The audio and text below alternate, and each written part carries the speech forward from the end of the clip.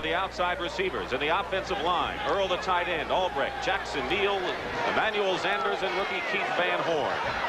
1st and 10 at the 21-yard line for Vince Evans, who has struggled and struggled badly.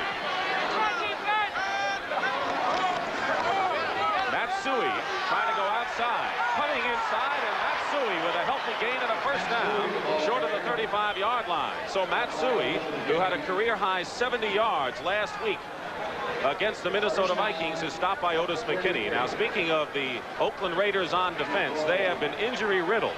And as we look at their 3-4, the middle guard is Johnny Robinson, who's a rookie. Matuzak, of course, a veteran, along with Dave Browning. And the linebackers, the veteran Ted Hendricks, Matt Millen, who's been outstanding, the secondary, Lester Hayes, Jackson, Owens, and McKinney. 1st and 10 at the 33 for the Bears. 58 degrees as we start this game. And hardly any breeze. And Peyton carrying.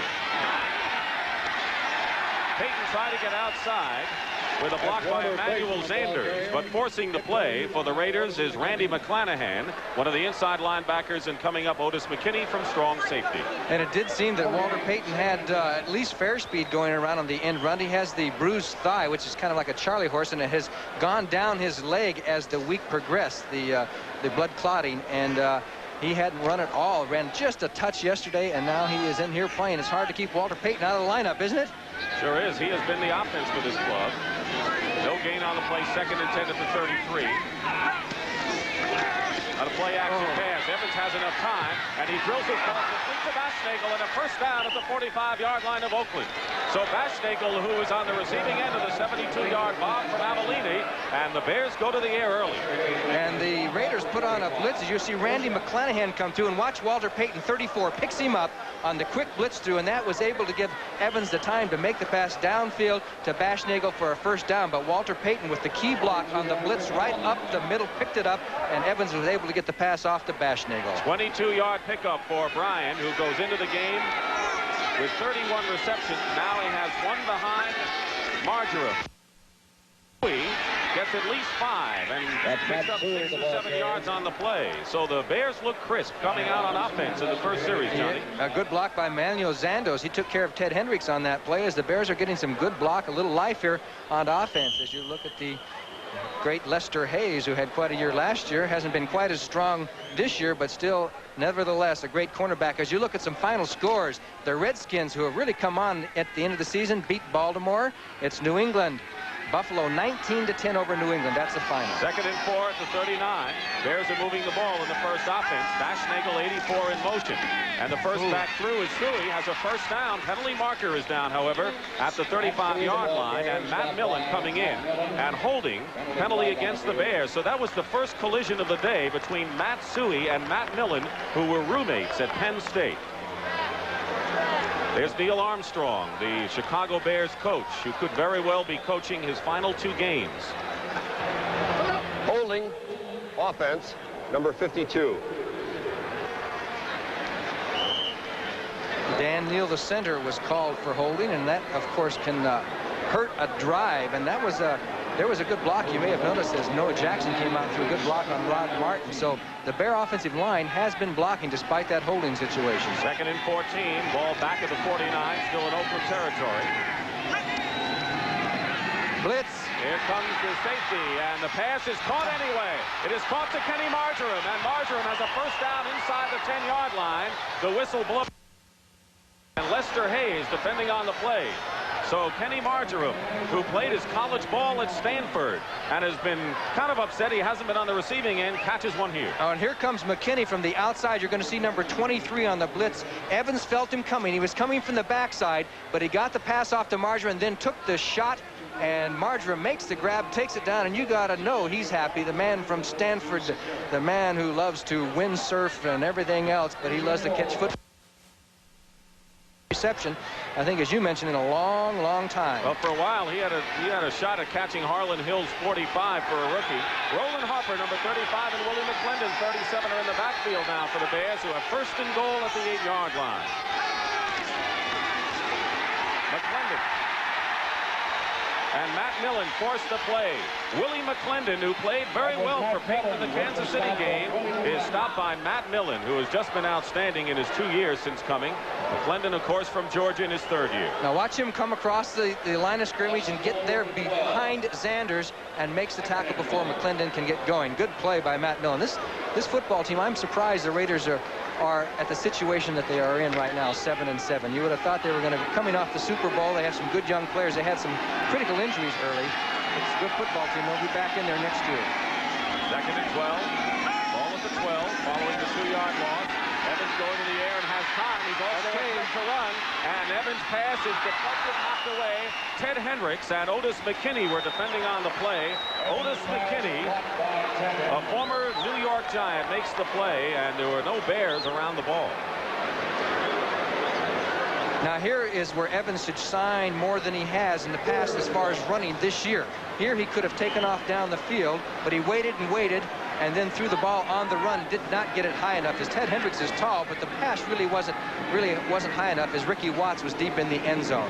Keep in mind that the Chicago Bears have a great streak against the AFC West. They beat both San Diego and Kansas City in overtime, trying to go 3-0 against this division.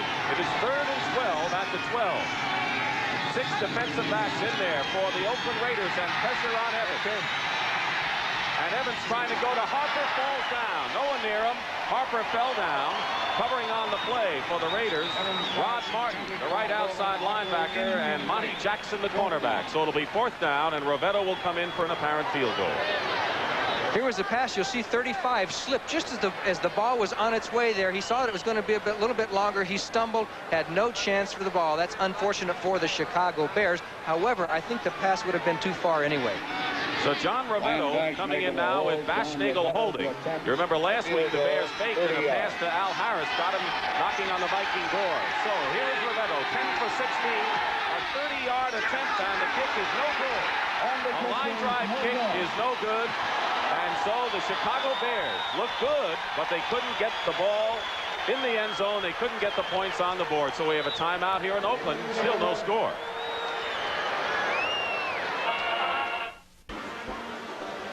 So the Oakland Raiders have it 1st and 10 on their 20-yard line following Rovetto's miss from 30 yards out. So Rovetto now 10 for 17 on the year. And we'll give you the Oakland offense after this play. Mark Wilson, the quarterback, in his 9th start, has won 5 of 8 thus far. Arthur Whittington and Derek Jensen in the backfield. And a whistle. A whistle before the play got underway. We understand that Matt Suhey has suffered cracked ribs. He's out of the game, and we don't know how serious it is, but Suhey has left the ball game. Meanwhile, a procedure call against the Raiders. Offense, number 60. Ball start. It was the rookie at left guard, Kurt Marsh, a #1 draft choice, who's replaced Gene Upshaw in the lineup. As you look at Tom Flores and the offense for the Raiders, Mark Wilson, 2nd year from Brigham Young, Jensen and Whittington, the running backs, the amazing Cliff Branch outside, and Bob Chandler will tell you his story. Derek Ramsey, the tight end, we told you about. Lindsey Mason is starting at left tackle in place of Art Shell. 1st and 15 now at the 15-yard line, and Wilson has enough time to look over those defenders, and he completes a pass inside to the 20-yard line to Arthur Whittington. Now the defense for the Chicago Bears, and what a defense it's been, as we mentioned the last 5 weeks. The front four of Hampton, Osborne, Page, and Harris. Page coming to the end of a brilliant 15-year career. The linebackers, Brian Cabral in for Otis Wilson. Singletary, the fine rookie, and what a hitter. Schmidt, Henderson, Plank, and Fensick in the secondary. And of course you'll be seeing a lot of Todd Bell and Jeff Fisher as well. 2nd and 10 at the 20-yard line. And here's pressure, a blitz, and the pass intended for Bob Chandler is incomplete. And Brian Cabral, among others, putting pressure in on Mark Wilson. And Mike Singletary, number 50, really put a blitz on. He almost killed Sylvester as he came right up the middle, tried to time the snap. Here's Sylvester, makes the snap, and then boom. Here comes Singletary trying to allow number 82 to get through, who was Alan Page, as they put the blitz on Wilson and did disrupt the play. And as you saw, the pass was not accurate. That's the advantage of the blitz once in a while. One thing about Mark Wilson at 6'6", he can really look over the defense and really hang in there and plant his feet and find those 2nd and 3rd receivers. 3rd and 10 now. Ball still at the 20, and the Bears are going into their 6th defensive back alignment with Todd Bell and Jeff Fisher. On 3rd down, Wilson has the time, and the pass is dropped by Cliff Branch. He was there, he had the first down, and he was going out of bounds with it, but he couldn't hold on. So the amazing Cliff Branch in his 10th year didn't hold on there. Okay, as we see the dropout, pretty good diagnosis there by Wilson as he throws. They had Todd Bell in the short zone, but they had the out pattern, and it hit Branch right in the hands. He doesn't drop many passes like that. What a receiver he's been. Boy, are we dissecting that poor drop pass. He says, why don't you do all these ISOs when I catch them? We do. I think we do. All right, it's 4th down, and there you see Ray Guy at the 5-yard line. He's second in the AFC, and he has been really hampered by a bad back. He's been in traction a couple of times. Jeff Fisher, one of the leaders in the NFC in punt returns, now moving up to the 35. Guy is averaging nearly 44 yards a kick. But his average against the Steelers Monday only 39, and he's just not the same with the back. Just imagine, though, a bad back, and he's averaging 44 yards. Former #1 draft choice, and a great one. They tried to block it. McClendon came in there, among others, and the kick will go out of bounds. And a great field position coming up as Ray Guy, of course, has a lot of pride. He's not used to this 23-yard kick, and the Bears in great field position when we come back. They're in great field position, 1st and 10 at the 42-yard line. Nothing the score. The Bears' first drive ended up with nothing as Rovetto missed a field goal. Walter Payton is in the lineup along with Roland Harper, number 35. Matsui has cracked ribs as he's out of there. Short drop and a pass, incomplete. Intended for Ricky Watts and overthrown Watts. He was covered on the play by Monty Jackson, who was hurt last week. Burgess Owens, the free safety, also covering. Good play by Jackson. He came up and covered Watts like a blanket, and he wasn't afraid to play that bump and run. Cincinnati 17-10 over Pittsburgh. That wraps it up in the AFC Central. All right, and the Steelers will not be in the playoffs. Look at the Green Bay Packers. Bart Starr relives again, 35-7. They're alive in that wild card, and the Giants are also alive for the wild card, beating St. Louis 20-10. 2nd and 10 at the 42-yard line. We're going to bring you up to date on all the scores in this big week. And the rush is kicked away, intended for Ricky Watts again. And this time, Randy McClanahan, the linebacker. A lot of people have criticized Watts for not holding on to a lot of passes. That was a tough one from Vince Evans. Other scores around the league. San Diego defeated Tampa Bay 24-23. So the Tampa Bay-Detroit game next week to determine the NFC Central Division Championship. And San Diego stays alive in the AFC West. Miami in a big one against Kansas City, leading in the 3rd quarter. In that NFC Central now, Tampa Bay and Detroit are both 8-7, and they will play head-to-head next week. Wayne Osteen is a nickel back now for the Oakland Raiders at 3rd and 10 at the 42. So Evans has gone to the air twice and will go to the air a 3rd time. And he's looking for Watts. And Ricky Watts is there to make the catch. And Watts is going in for the touchdown. He lofted a pass, 42 yards to Ricky Watts, who has caught his 2nd touchdown pass of the year, and the Bears lead it. And they can thank Roland Harper for a little help, too, as he picked up Ted Hendricks on the blitz. As you're going to see the blitz, and Hendricks is coming from the right side. And, of course, Watts went right. Here's 35, blocking on Hendricks. He really tipped him. Watts turned on the speed, got a step on Monty Jackson. The pass was perfect. Watts took it in for the touchdown. The Bears on top. Burgess Owens missed a tackle. There's Jackson missing, and now watch Watts get away from Owens. Yes, he just shook the tackle. He was right there, took it in. He's a strong runner. Ricky Watts is a strong runner. His biggest problem is to hang on to the football. Well, that's something you can really learn. And we have a penalty marker before as Baschnagel is holding for Rovetto. And we have an offsides call against Oakland. 75. Howard Long, the rookie from Villanova, on the kickoff. And so Rovetto will attempt it again, and they will mark the 5 yards on the kickoff. So the Bears will kick off from the 40-yard line. 6-0, Chicago leading. We're in the 1st quarter with 9 minutes and 13 seconds remaining in the 1st period.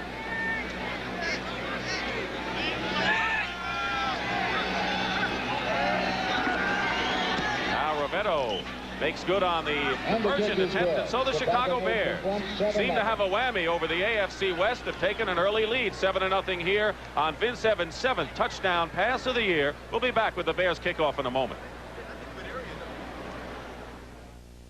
So the Bears, who came up empty in their first drive, make good the 2nd time on a 3rd down and 10 play. Evans to Watts, 42 yards.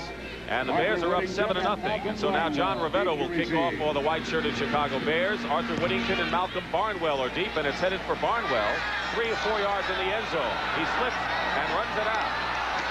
Barnwell, in a big collision, you can hear it up here, is down just beyond the 15-yard line by Bruce Herron, number 51 for the Chicago Bears. Goes to show you how important a slip is. When he slipped, he lost that contact with his 4 horsemen, his wedge out in front, and the defenders were able to get in behind those 4 horsemen that try and run in front of the ball carrier. So we have seen the Chicago Bears jump out with a couple of passes that we haven't seen too many games in the past few weeks where they have been able to pick up that blitz and throw downfield for the bomber. Well, they've thrown 2 passes to wide receivers in the last 4 games, so I think that's indicative. 1st and 10 on the 16-yard line, and Arthur Whittington cutting inside gets to the 20. Whittington, who's playing in place of the injured Kenny King, who has a bruised sternum.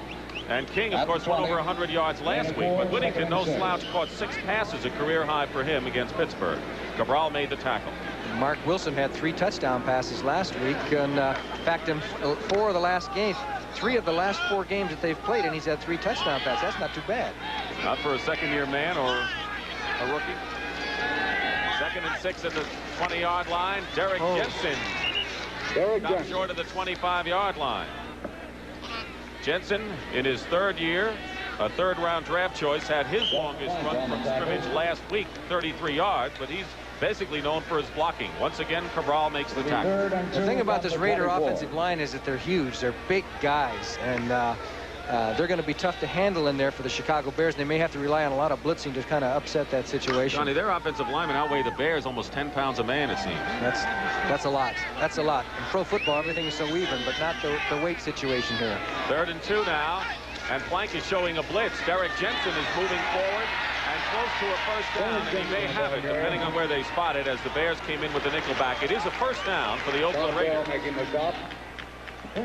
7 minutes and 40 seconds remaining in the 1st quarter. 7-0 in favor of the Bears, and Neil Armstrong trying to guide his team to the 5th victory of the year. Of course, the big upset really hurt Minnesota last week, 10-9, and I guess the Lions put the lid on the Vikings yesterday, John. That's right, and 3-4 weeks ago, everybody was saying the Vikings have it all wrapped up in the Central Division. Well, it was not true. As you look at Tom Flores, former quarterback for the Raiders, who did, as you know, a fantastic job last year. Jensen cutting inside is upended, and a fine play again by the secondary Doug Plank. Derek Jensen tripped up by stopped by Doug Plank, and I think a lot of people may not realize how well the Chicago Bears defense has gone in the last 5 years. Plank, of course, is fencing, and opposing teams know how hard hitting those safeties are. Well, if they can come up and fill a hole. That time the Raiders had the Bears defensive line blocked, but here came Plank on a kind of a semi-blitz there to bust the play. So Mark Wilson at the line at 2nd and 9 at the 29.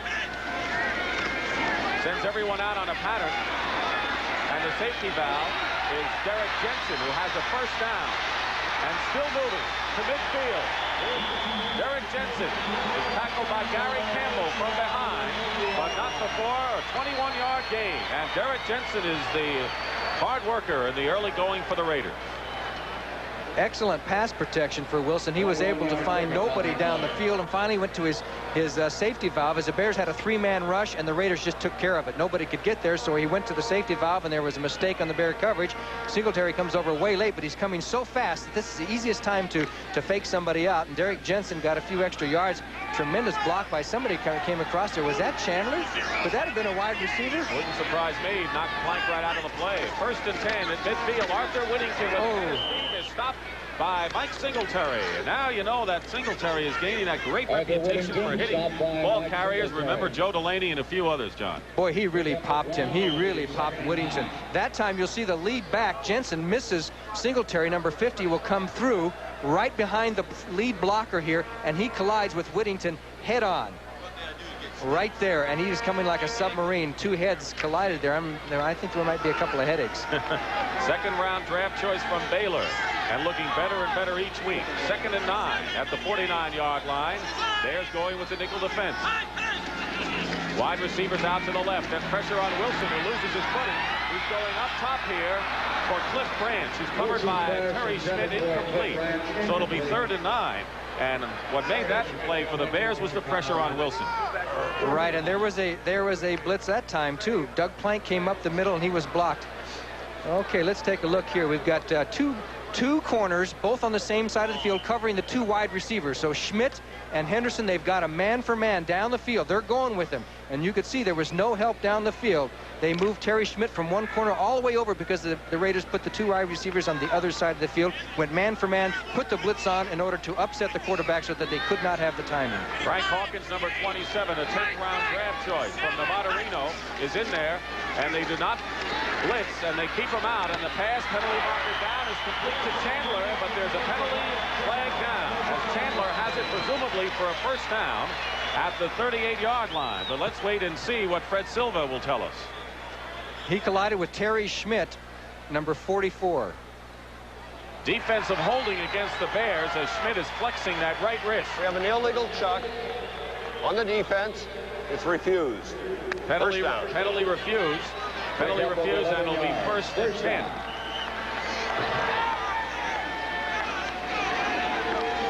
Derek Jensen replaces Frank Hawkins.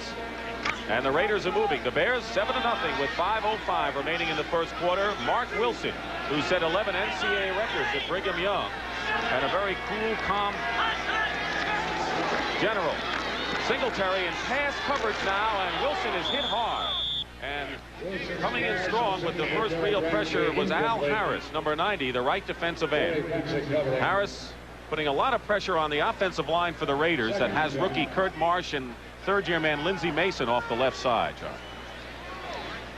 Al Harris had an excellent game last week for Chicago, as the whole defense did. As you take a look at Mark Wilson, 2 for 6 out of BYU. They really put out the quarterbacks, as everybody knows. And we were talking to Al Davis down on the sidelines before the game, and he has high hopes that Wilson is going to be one of these quarterbacks that's going to be around 10, 15 years. He says he's impervious to the pass rush. He does not have those quick feet worrying about who's going to hit him. And here comes a blitz against Wilson, who gets the ball off, and it's incomplete. Doug Plank forced the play on the intended receiver, Arthur Whittington, coming out of the field. This is just hard hitting, and the Bears are playing this game as if more than jobs depend on it. Everybody comes on the blitz. Everybody's coming. They're trying to put all kinds of pressure on the young quarterback. There's number 50, Singletary, and you can see outside here, Gary Campbell, 59, and then they forced Wilson to throw sooner than he wanted to. He went to Whittington, and it affords a defensive back like a Plank to play tight because he knows they're going to have to throw the ball quick, and then he's going to pop that receiver. So at the 38, it's 3rd and 10, and the Raiders, that used to be solid on the left side with Shell and Upshaw, now have Mason and Marsh. And here they come again. As they come in on Wilson. This time Wilson withstands it, and the pass is complete. The pass is complete to Cliff Branch. And it'll be, I believe, close to another first down. Let's see where they spot it. They may be short. There's a penalty flag down as well, as Branch caught the ball. Defensive holding, the second call of that kind in this drive against the Bears, and that will mean an automatic first down for the Raiders, and they will accept the penalty. Well, I would imagine they would, Dick, that they're going to take it. Let's see, what is the situation here? 3rd, it was 3rd, and it would have been 4th and less than a yard. Right. Now they're going. Holding on the defense. Number 46. First down. That's Doug Plank holding. So it's a first down. So the Raiders would rather have the first down than have 4th in a little bit. And Plank, who was the guilty party, pleading his case. 1st and 10 at the 33. And one of the reasons the Bears blitz so much early in the game is to see the blocking schemes of how the Raiders are going to pick it up, and then they make their adjustments. Chandler is wide to the right, Branch to the left, but this time Derek Jensen is hit head on. And this time it is the other defensive end, Dan Hampton, who came in. So with Hampton and Harris, the Bears are well set at defensive end. Of course, Mike Hartenstein also comes in on pass situations. Gain of 1, 2nd and 9. Do you know what the Raiders' record since 1967 is? 148 wins, 47 losses, and 7 ties. The best record in all of pro football the past 15 years. And they showed what they were made of in beating Pittsburgh last week and coming from behind to beat Seattle the week before. 2nd and 9, and 6 defensive backs in there now, and they give it to Arthur Whittington. And Whittington gets inside the 30. He'll be setting up a 3rd and long yardage, or 3rd and about 5, as Arthur Whittington, who's got good speed and the best receiver among the running backs for the Oakland Raiders. At the 28. Gain of 3. It'll So be Oakland 3rd and 5. trying to emulate the Bears with a drive of their own, trailing 7-0 here in the first quarter with 3:45 remaining. Dick Stockton and Johnny Morris here at Oakland Coliseum on a dismal, dreary day as both receivers go to the right now. Henderson comes up to meet Branch. And Terry Smith with Chandler with a 6 defensive back alignment. And this time Wilson has time, and he's going for Chandler. Wide open touchdown.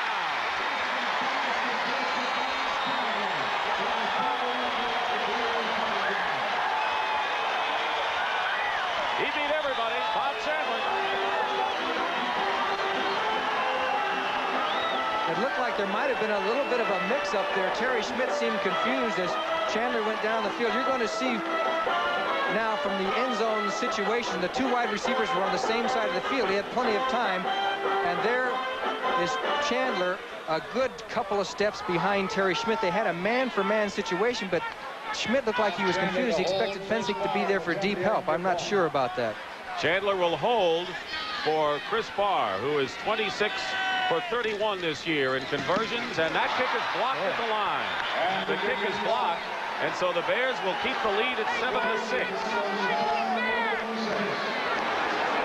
So Bob Chandler has caught a touchdown pass, and we'll come back to tell you of a tremendous, courageous story of the Raiders wide receiver who has caught another touchdown pass, his 4th. It was Alan Page who blocked the kick, 82nd time in his career, 28th career block, we should say, for Alan Page. As Barr kicks off to Emery Moorhead, who's deep. First time Bassnagel, the short man, picked it up there at the 6-yard line. And Moorhead just gets about to the 20-yard line, where the Bears will take it 1st and 10, and leading in the game 7-6. Todd Christensen made the tackle on Emery Moorhead. You mentioned it was Page's 28th block. That's a league record. He has more than anybody. As you look at Mr. Chandler, has himself a touchdown. Had a great comeback story. Had a ruptured spleen. Had the spleen removed. They didn't say he didn't think they'd ever play again, and he missed 5 games and parts of 5 others. He's in his 11th year, and of course he led them in touchdowns a year ago and comes back strong. One of those people that get open somehow. He got open for that touchdown pass. 1st and 10 Bears at the 20-yard line. In motion, Marjoram. Roland Harper pressed into action with Matsui out with cracked ribs. Picks up a couple. Johnny Robinson, the middle guard, makes the tackle as you look at the scoring drive of the Oakland Raiders. And that's a pretty good drive. When you go 13 plays down the field for 84 yards and consume almost 6 minutes of time, you know that you have had a very successful drive. And it was a drive through the air as well as on the ground. The 14th touchdown pass of the year for Wilson. That's what Evans has done so far today. The 2nd and 5 at the 25. Payton almost got tripped at the line of scrimmage and manages to fight his way short of a 1st down by about 3 yards. It's Otis McKinney, the strong safety, combined with Matt Millen to make the stop on Waller. Matt Millen is persistent, isn't he? He got across the line of scrimmage, almost made the tackle, and said, I missed it. I'm going to get in on the tackle.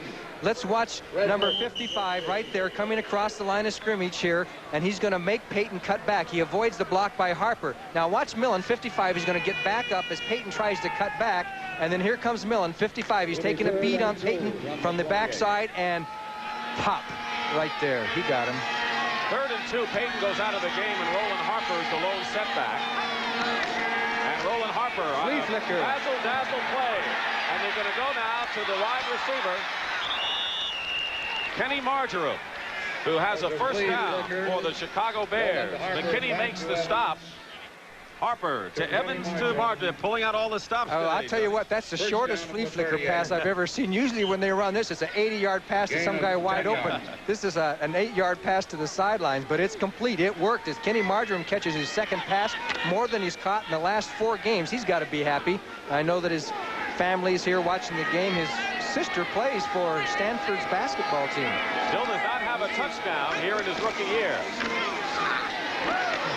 And getting to the 45-yard line. Oh, what a great block by Noah Jackson on Rod Martin. McKinney making the tackle. So Roland Harper, a year ago, gained 404 yards for the Bears. This season, coming into this game, has gained only 9. Well, he hasn't been playing. That makes it kind of tough. They have gone to Matsui, and Rowan Harper kind of became the mystery man. He was such an excellent football player for the Bears for so many years, and then he got that hurt knee, and he's never really had a chance to prove that he's okay from that. On 2nd and 3, Evans, Ricky Watts, first down inside the 40-yard line and inside the 35, and they mark it down at the 31-yard line. Monty Jackson defending, and so far, Johnny, I think that Evans is finding open receivers today, and they're finding the seams of that zone. That's right. Monty Jackson fell down here, and Ricky Watts did the right thing. He jumped up here, didn't use his hands, reach up for it. He jumped up and caught it in the stomach, and then Monty Jackson was forced to make the tackle. Jackson had slipped right before that play, but Ricky Watts now on the beam. Caught 2 passes today. Kenny Marjoram 2 passes, and as you mentioned, Bear wide receivers have been kind of left out the past few games. Offensively, the Bears do look sharp. They seem to be forcing the ball instead of just going laterally like they do often. 1st and 10 at the 31 now. First back through, Roland Harper. Harper loses the ball. There's a fumble picked up by Oakland. Burgess Owens. The free safety brings it back to the 47-yard line. So Burgess Owens, former Jet. And a 21-yard return on the fumble recovery, and the Raiders have the ball again. I think it was Johnny Robinson, the 68, was in on that tackle, as there's pretty good blocking there as he gets through, and there was 68, John Robinson. He stripped the ball loose from Harper, and then it bounced into Burgess Owens, and he was off to the race. Burgess says, points out the blockers, tells them how to block, gets down the field. It's Oakland's ball. In good shape, Burgess Owens alertly picked it up, and the ball was at the 47-yard line. Big contributor in the Raiders' Super Bowl story a year ago at the 47, 1st and 10. Wilson calmly looking over, almost intercepted. It is an incompleted pass.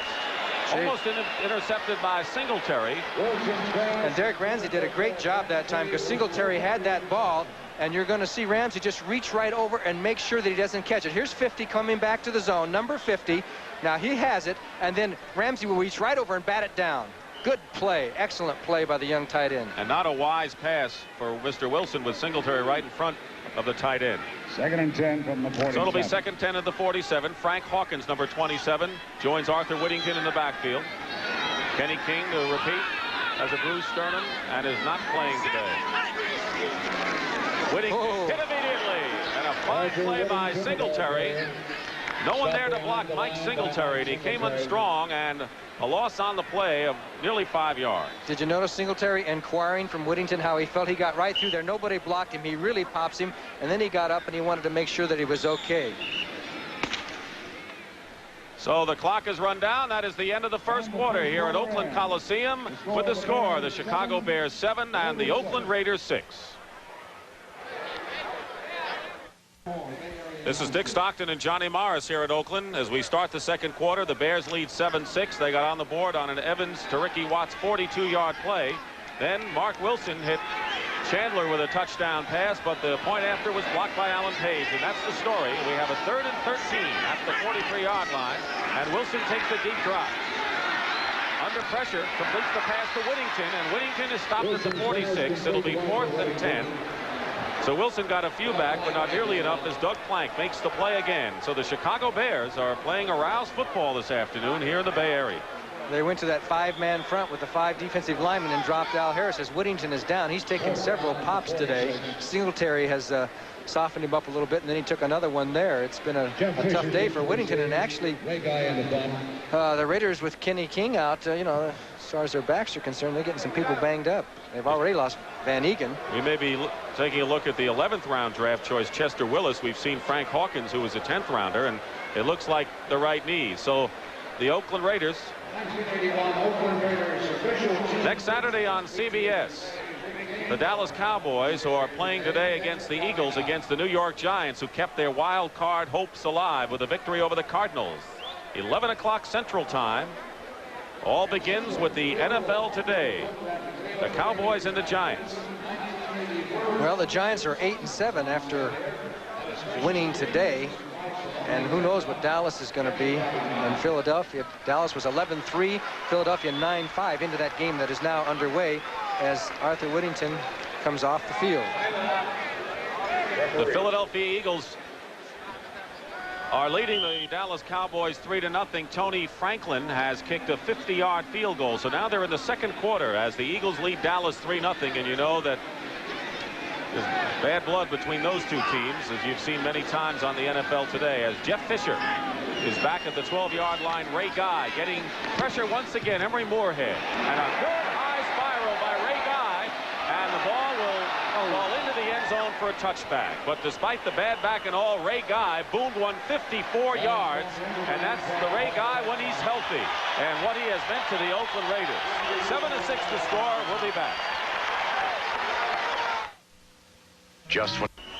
The veteran Hendricks talking to the second-year Matt Millen from Penn State, who was a second-round draft choice. He met his roommate, Matt Suhey, on a crunching hit, and Suhey had to retire with cracked ribs, so they had a very brief reunion.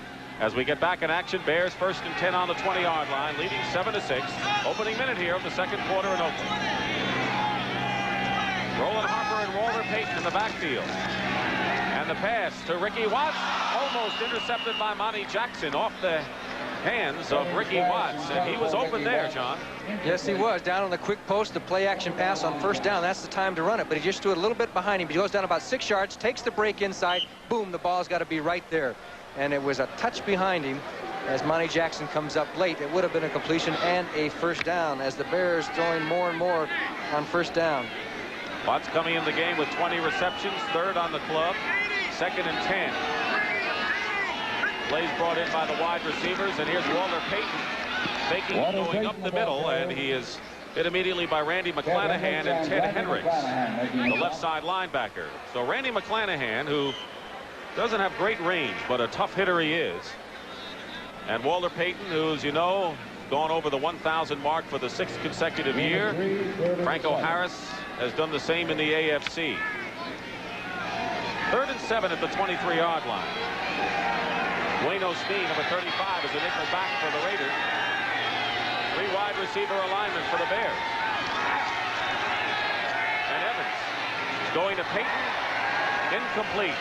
It'll be 4th down, and Rod Martin was defending on the play, and Rod Martin received an award that is very significant to the Oakland Raiders before the game, because he won an award emblematic of the pride and poise that the Oakland Raiders use as their slogan. The Gorman Award last year won by Ted Hendricks.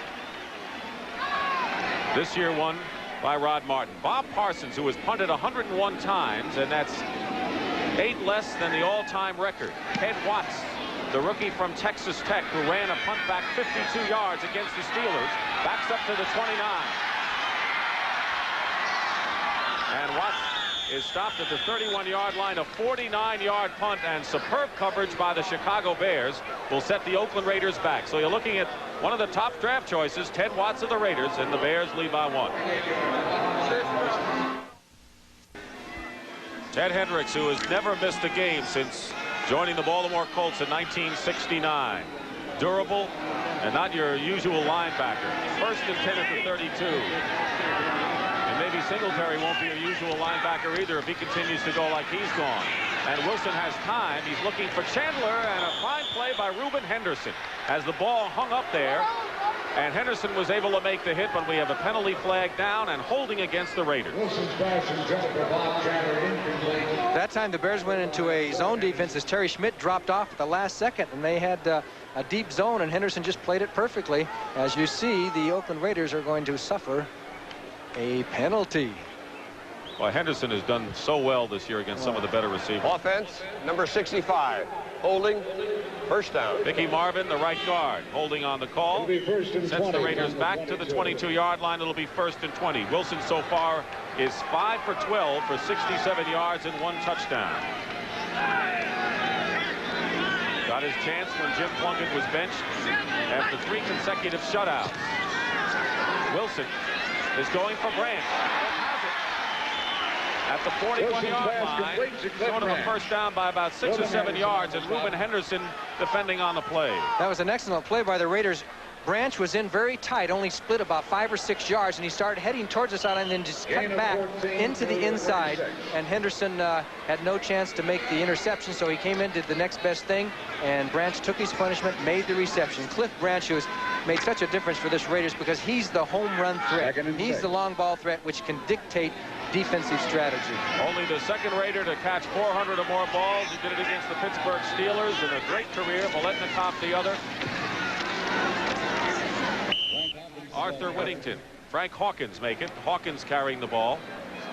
Well, you should have seen Doug Plank. He was blitzing that time, and he ran into Kurt Marsh. He got tied up with that offensive line blocking, and old Doug said, hey, I'm going to hit him from the backfield. Get me out of that line. It'll be 3rd and 4 at the 38-yard line. 12 minutes and change remaining in the first half. The Bears lead at 7-6 as Alan Page has blocked a Chris Barr conversion attempt for the difference, as both wide receivers down to the left. Chandler, 85, and Branch is watched by Terry Schmidt. Branch has a lot of speed on Schmidt, but this time Wilson rolls out and lofts it to the tight end. Derek Ramsey overthrown. It'll be incomplete. Doug Plank was covering on the play, and there was an opportunity for Cliff Branch against Terry Schmidt one-on-one. Terry Schmidt came out and played 1 yard off the line of scrimmage trying to bump and run with Cliff Branch, and that was an impossible situation. Branch did get open, but you saw Wilson was out to the other side, never saw it happen. So Wilson goes off, and Ray Guy is in to punt for the Raiders on 4th and 4. Guy boomed a 54-yarder the last time. This will be his 3rd kick, and Jeff Fisher, who comes into the game 2nd in the NFC, averaging over 12 yards a return at the 15. High kick gives the Raiders enough time to do anything, and a fair catch called for by Fisher inside the 15-yard line. So Ray Guy looking better and better despite the bad back. A 49-yard punt, putting the Bears in a hole. Gentlemen. There's Bear defensive coordinator Buddy Ryan talking with Doug Plank. He deserves a lot of credit. This Bear defense over the last 5 games, if you look at the Chicago Sun-Times this morning, Kevin Lamb researched that the Bears have been #1 the last 5 games in the NFL. As you look at Jim Dooley on the right, there's Ted Plum, Jim LaRue, Dale Hopp. The Bears, what do you call them, quartet of brainstorms up in the press box. 1st and 10 at the 14 for the Bears, leading 7-6. Roland Harper with Peyton blocking for Harper, head down, gets close to the 20-yard line. Other scores around the league as Harper carried, and these are important games. Miami leading Kansas City 17-7.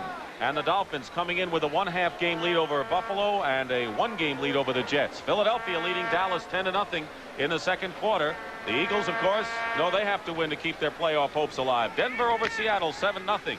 Denver can determine their own fate with a 1-game lead in the AFC West. 2nd and 5 now at the 19. Bashnagel in motion toward the line. Watched by Lester Hayes. And Roland Harper breaks a tackle and gets close to a 1st down. Will probably be short by about a yard. And the tackle is made by Matt Millen, the inside linebacker. You know, the Chicago Bears have never beaten the Oakland Raiders in league play. They've played 3 times over the years, and they've all been very close games, but the Raiders have always prevailed. And the injuries that you talked about early in the year, Reggie Kinlaw, the nose tackle, or the middle guard as they call it here in Oakland. Mark Van Egan, of course, is on injured reserve. Bob Nelson, a linebacker. Mike Davis, who played some on Monday night at strong safety. 2 tight ends in there for the Bears at 3rd and 1. Mike Cobb and Robin Earl. And Roland Harper has the 1st down as he gets to the 25-yard line. Make it the 26, and the Bears crunching it out. McClanahan and Millen, the 2 linebackers, make the play. The Raiders feel that in this transition year that a lot of good young players have seen action. Johnny Robinson, the middle guard. Some of the players on offense like Kurt Marsh, who is learning at left guard. And some of the young backs like Hawkins.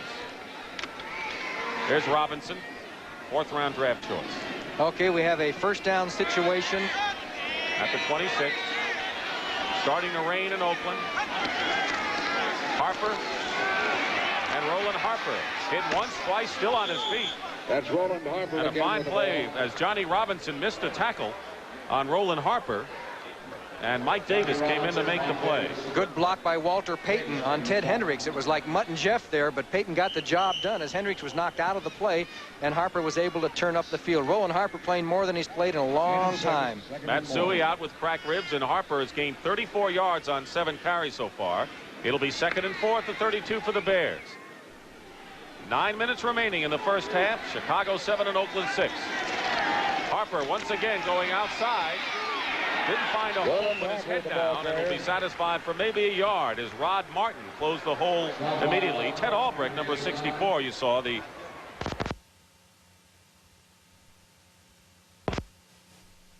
and he's a little bit upset because he felt that Emery Moorhead, now here comes Moorhead, he's not supposed to interfere with him, but he jerks him just a little bit here and he could have forced him to drop the ball. Now he wasn't trying to swipe his wallet, he was just trying to give him a little nudge and then a little tap on the side of the thigh and say nice going. A rule is a rule. Arthur Whittington going off tackle, spins away and gets out to the 15-yard line. A fine run by Arthur Whittington, who was kicked in the knee earlier, came out of the ball game and apparently is all right. Al Harris makes the stop on Whittington. Arthur Whittington with good speed and a fine receiver, a valuable performer, and in the Oakland scheme of things on offense, they demand that both of their backs can block on the play. Whittington has Frank Hawkins, the rookie, number 27, with him. It's 2nd and 5 at the 15. And here is Whittington again, a first down past the 20-yard line.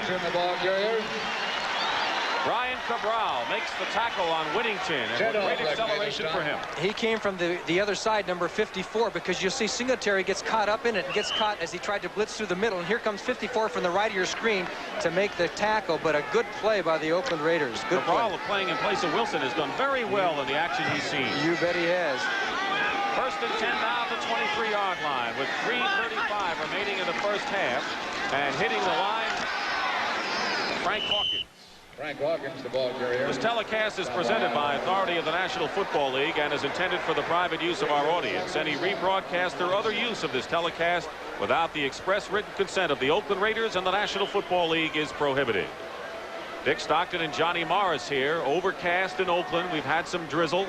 It rained heavily this morning, and the field is not at 100%, as you can see some of the players slipping. The lights have been on since the start. 2nd down and 7 at the 26. Mark Wilson peering over the defense, finds the tight end Derek Ramsey, who makes a great catch. And there's a great athlete in Derek Ramsey, who is a quarterback at the University of Kentucky and also is on their basketball team. We're not talking about a medium school. This is Kentucky now. He's the last guy that I would have thought that Wilson was going to throw to. He throws it late, and he's got 3 guys around him. Gary Fensick is right there, and boom, he puts it right in there between Campbell, Al Harris, and Fensick, and then it's a completed pass, and they almost got the first down out of it. We have a 3rd down and 1 situation where the Bears have been the strongest on defense this year. That's right. They have risen to the occasion. There, the Bears changing their defenses around. They have 5 defensive linemen. So now the Raiders call a timeout, and Wilson goes to the sidelines as the Bears effectively have confused Wilson to an extent. Timeout, and we'll be back. With Ted Marchibroda talking things over with Neil Armstrong. That's our score, and that's the time remaining in the 2nd quarter here. It is 3rd and 2 at the 32-yard line for the Raiders.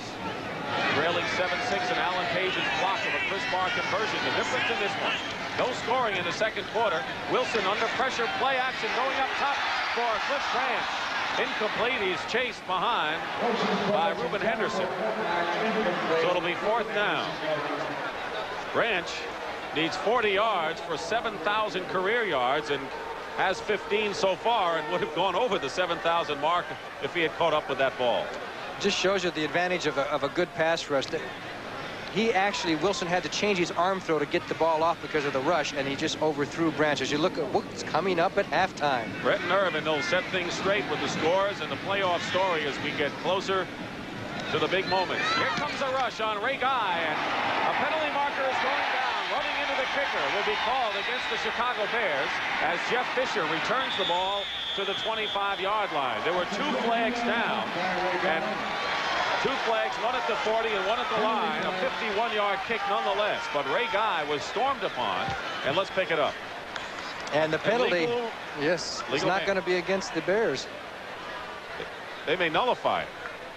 It may be a legal man downfield and roughing into the kicker, running into the kicker. Offense, 56. Downfield, running into the kicker. We're going to replay.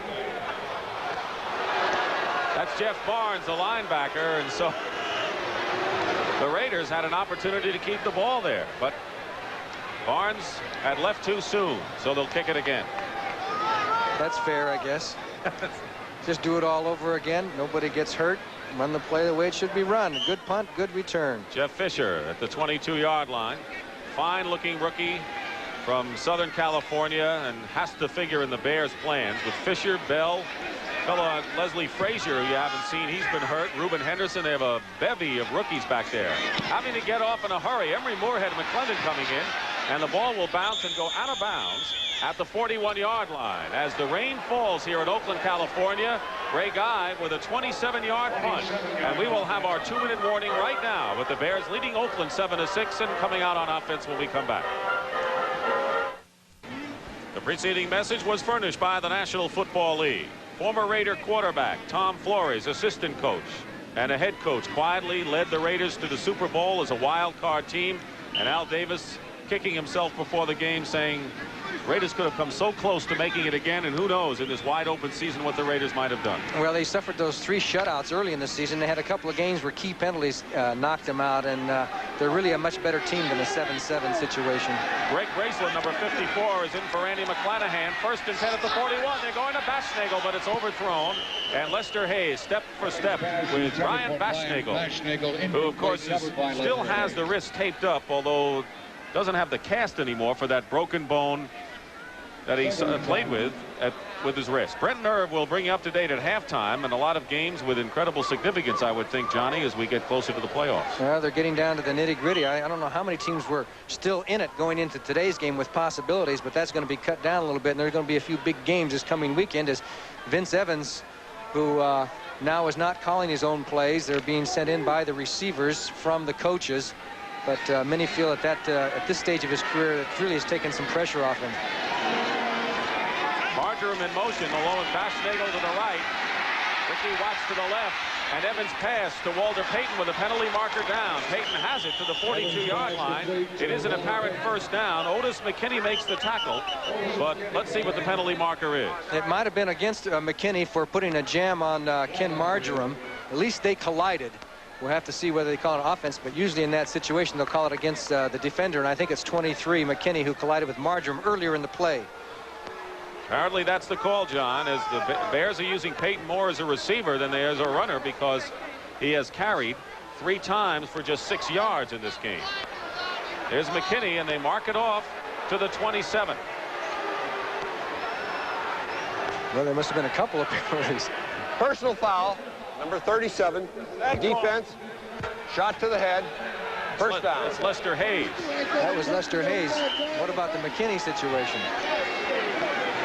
Lester Hayes. And that gives the Bears a great opportunity here with 1:43 remaining. And they have all 3 of their timeouts remaining in the half. 1st and 10 at the 28-yard line. I think there were 2 penalties, and they took the bigger of the penalties. Evans to the air at 1st and 10, going up top to Baschnagel, and it's just beyond him. Baschnagel was covered by Ted Hendricks on the play. And he's just overthrowing some of these receivers who could be gone for the races. But how would you like to have that job that Ted Hendricks did? Here's 83 right here. You see him comes off the rush, and he starts with the back, then he goes downfield, and Ted Hendricks is the defender on Brian Baschnagel down the field. There he is, 83 and 84, and it was just a little bit too long. And I tell you what, that's why I wouldn't want to be a linebacker in the NFL covering wide receivers down the field. And he's all over the field, I'll tell you, Hendricks. He can come in. Boy, the rain is coming. 2nd and 10. And you're right, Johnny, the rain coming out. Kenny Marjoram overthrown again. And Marjoram had the defense beaten. Looking for his first touchdown pass of the year. Otis McKinney and Burgess Owens were behind Kenny Marjoram. As you look at some of the Bear assistants in the rain falling here at the Oakland Alameda County Coliseum. And so this natural turf is getting soaked some more. And the 49ers, of course, are in action against the Houston Oilers. And we assume they have the same weather conditions on some tough turf over there. So it'll be 3rd and 10 at the 28-yard line. And the fans now reach for their rain gear. That's the time remaining in the first half. 7-6 to score. Evans hit Watts with a 42-yard touchdown. Going to the air again. And this pass for Baschnagel is intercepted by the Raiders. Mike Davis, who injured his ankle, the strong safety, who is so important to the Raiders.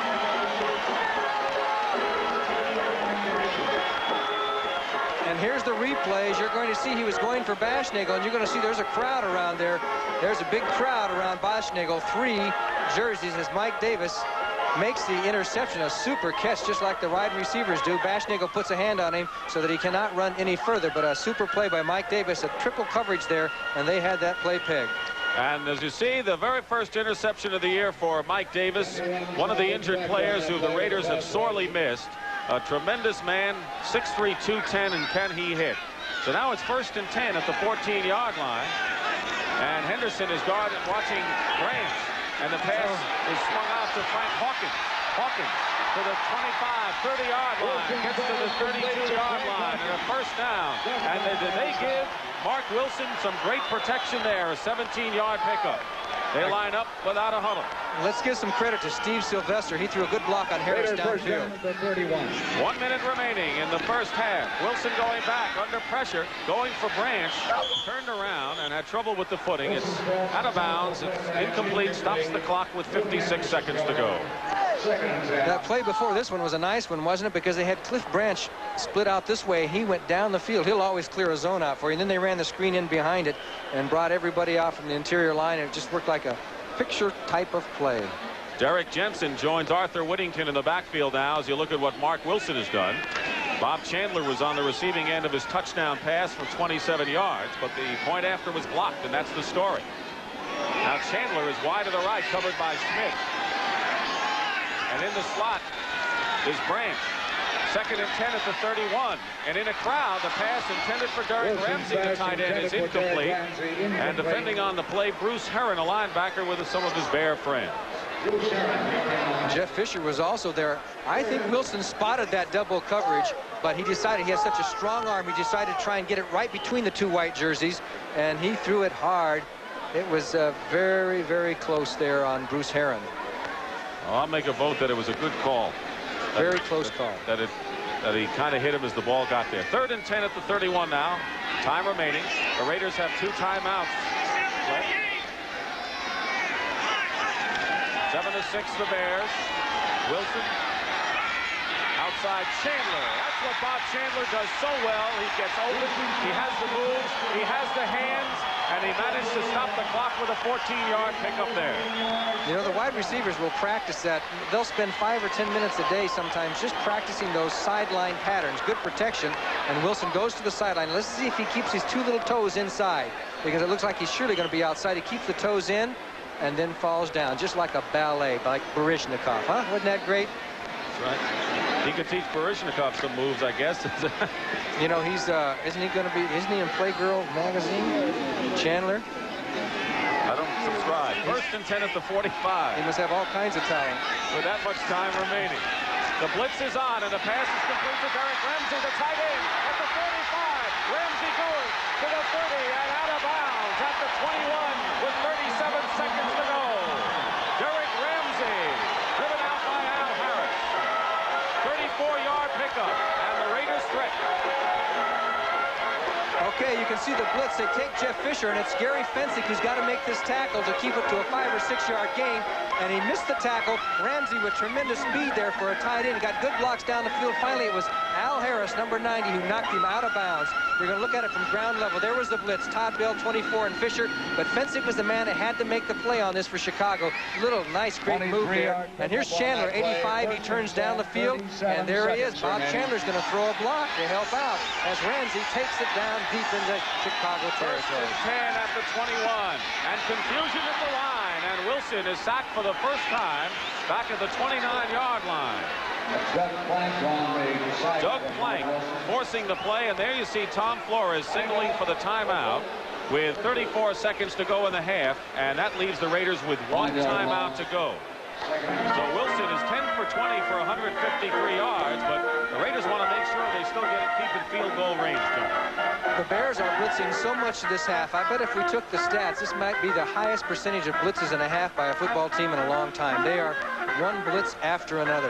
Now, you know, they've been blitzing inside, as we want to remind you of Brent Nerve coming up at halftime, and they started to blitz outside the last couple of games. Do you see any different kind of blitzes in this game than the past? No, it's a combination of both, and they dictate the blitzes. Buddy Ryan's philosophy is that you don't blitz the quarterback, you blitz the offensive scheme of blocking the blitz, depending on how the Raider halfbacks, if one back is going to remain in the backfield, which way he slides, and his game with the center is to picking up the blitzes, and they go by how an offensive team decides they're going to block on the blitzes. So also at the same time, you have a young quarterback in Mark Wilson, and the Bears have always been much more effective defensively against younger quarterbacks because they just see a lot of things when you see Chicago on defense that they haven't seen before. So Flores with Mark Wilson. This drive started at the 14-yard line with only 1:24 to go, and passes to Frank Hawkins for 17, Bob Chandler for 14, and Derek Ramsey for 34 have put the Raiders in a good spot before that sack. So it'll be 2nd and 16 at the 27 as you look at Mark Wilson's performance so far today. Brent Nerve at halftime, bringing up to date on the scores from around the league and what it means as far as the playoff scheme is concerned. And I think there was something like 17 teams still in contention for a playoff berth coming into this weekend, and that'll be narrow, but there'll be a lot of people in it for next week. Let's take a look at the Bears' defensive alignment and see if we can get an idea. They have 4 linemen in. 1 linebacker. All those defensive backs. 4-1-6. On 2nd and 16, throwing it in the teeth of the pass defense. Mark Wilson fired. Incomplete, intended for Derek Ramsey, and Blank was there. So it'll be 3rd and 16. 28 seconds to go. The Raiders have 1 timeout to go. Now, if I had to make a guess on what they're going to do with Wilson this time, is I don't think, you know, the logical thing to do would be for the Bears to drop off like they did that last time. But I think they're going to put another 2 or 3 man blitz. Now, by a blitz, you mean more than 1 man red dogging. If somebody says a red dog, that means it's just 1 extra man coming for the quarterback, whereas a blitz means 2 or 3 extra men. Mike Hartenstein, number 73, has come in, and because there's confusion, Mark Wilson visibly upset as he comes down to the sideline, and the Raiders have used their last timeout of this first half, which is not what they wanted to do, and Wilson is upset. Hartenstein came in. Next Saturday on CBS. 5-1-5 defense. Hartenstein, 73, has come in. So they have 5 defensive linemen, although normally number 90, Al Harris, a lot of times will drop off. He's in front of the tight end, Ramsey. Derek Jensen, number 31, has come in. 3rd and 16 at the 27-yard line. They have a game on. Page hits Wilson, and the pass is thrown off to the right, intended for Branch, with Schmidt covering, but it was Alan Page who put the good pressure in on Mark Wilson. Yes, and they went with a straight 4-man rush and dropped everybody else, but it was Page who was able to get there and put the rush on Mark Wilson. Alan Page, who will be playing only 1 more professional football game after this game, playing in his 217th consecutive game, never been hurt. He's just like Ted Hendricks, played every game. He's always ready to go. He's going to become a lawyer, as Mark Wilson very disgusted over that situation. Bob Chandler will hold for Chris Barr. It'll be a 45-yard attempt. Barr has clicked on 8 of his last 11 field goals, his longest 51 this year. And Barr's kick is long enough and no good, off to the right. So with 18 seconds to go, the Bears, with terrific pressure, with a sack and a pressure that forced Wilson to throw the ball away, will take over 1st and 10. So once again, the Bears are alive because of their defense, Johnny. Yes, and as I mentioned, at one stat a few minutes ago was really kind of indicative of how the team has improved. The Bears overall defensively are 12th, I think, in the NFC. But the last 5 games, they rank 1st in the NFC on total defense. Now that's what you call improvement. Well, that's a big climb. At the 27, 1st and 10.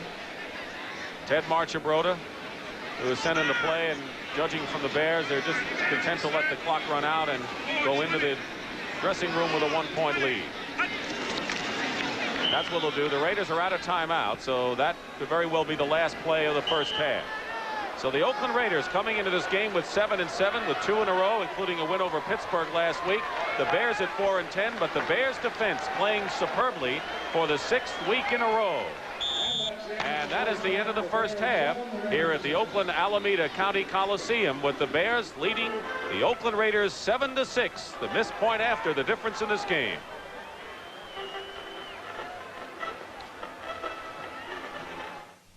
Give the Olympus OM10, and you'll never worry about what to give again. Start with the OM10 for great pictures OM system. Over 200 gifts made to fit the OM10. Give the Olympus OM10, and you'll never worry about what to give again. So mild, and anything that looks so wild, and anything that looks so wild. Welcome back to New York, and we're going to be back with a look at all the day's action and an explanation. And of course, as he said, CBS News will keep everybody up to date with that important story unfolding in Poland. We'll be back with the NFL scores and highlights as the NFL Today continues on CBS after these messages from your local stations. More complex than a Rubik's Cube. That's the playoff situation around the National Football League, but the Giants are still very much in the chase. They play the Dallas Cowboys next Saturday on CBS as they down the Cardinals 20-10. They have a marvelous rookie linebacker from North Carolina, Lawrence Taylor. And Lawrence, you really went after the rookie quarterback of the Cardinals, Neil Lomax. Well, you know, they have a very fine first-year quarterback in Lomax, and he's the type of guy that can scramble a lot and really give you a lot of problems. So our first concern was to keep him contained in the pocket and not let him scramble a lot. Watch Taylor tee off on the youngster in this sequence. The ball is jarred loose. George Martin of the Giants scoops it up and baffles his way into the end zone against the Cardinals. The Giants also have found a running back, Rob Carpenter. You know, today in the second half, we came out and did what we had to do to win a game like this, and if we're going to go any farther, we're going to have to keep doing it. Carpenter's stats impressive. 26 carries, 117 yards, and he was also able to score 1 touchdown out of the I formation up over the top. And the Giants roll toward the Dallas Cowboys. 20-10 was the final there. Cincinnati wraps up the AFC Central Division, downing Pittsburgh by a score of 17-10.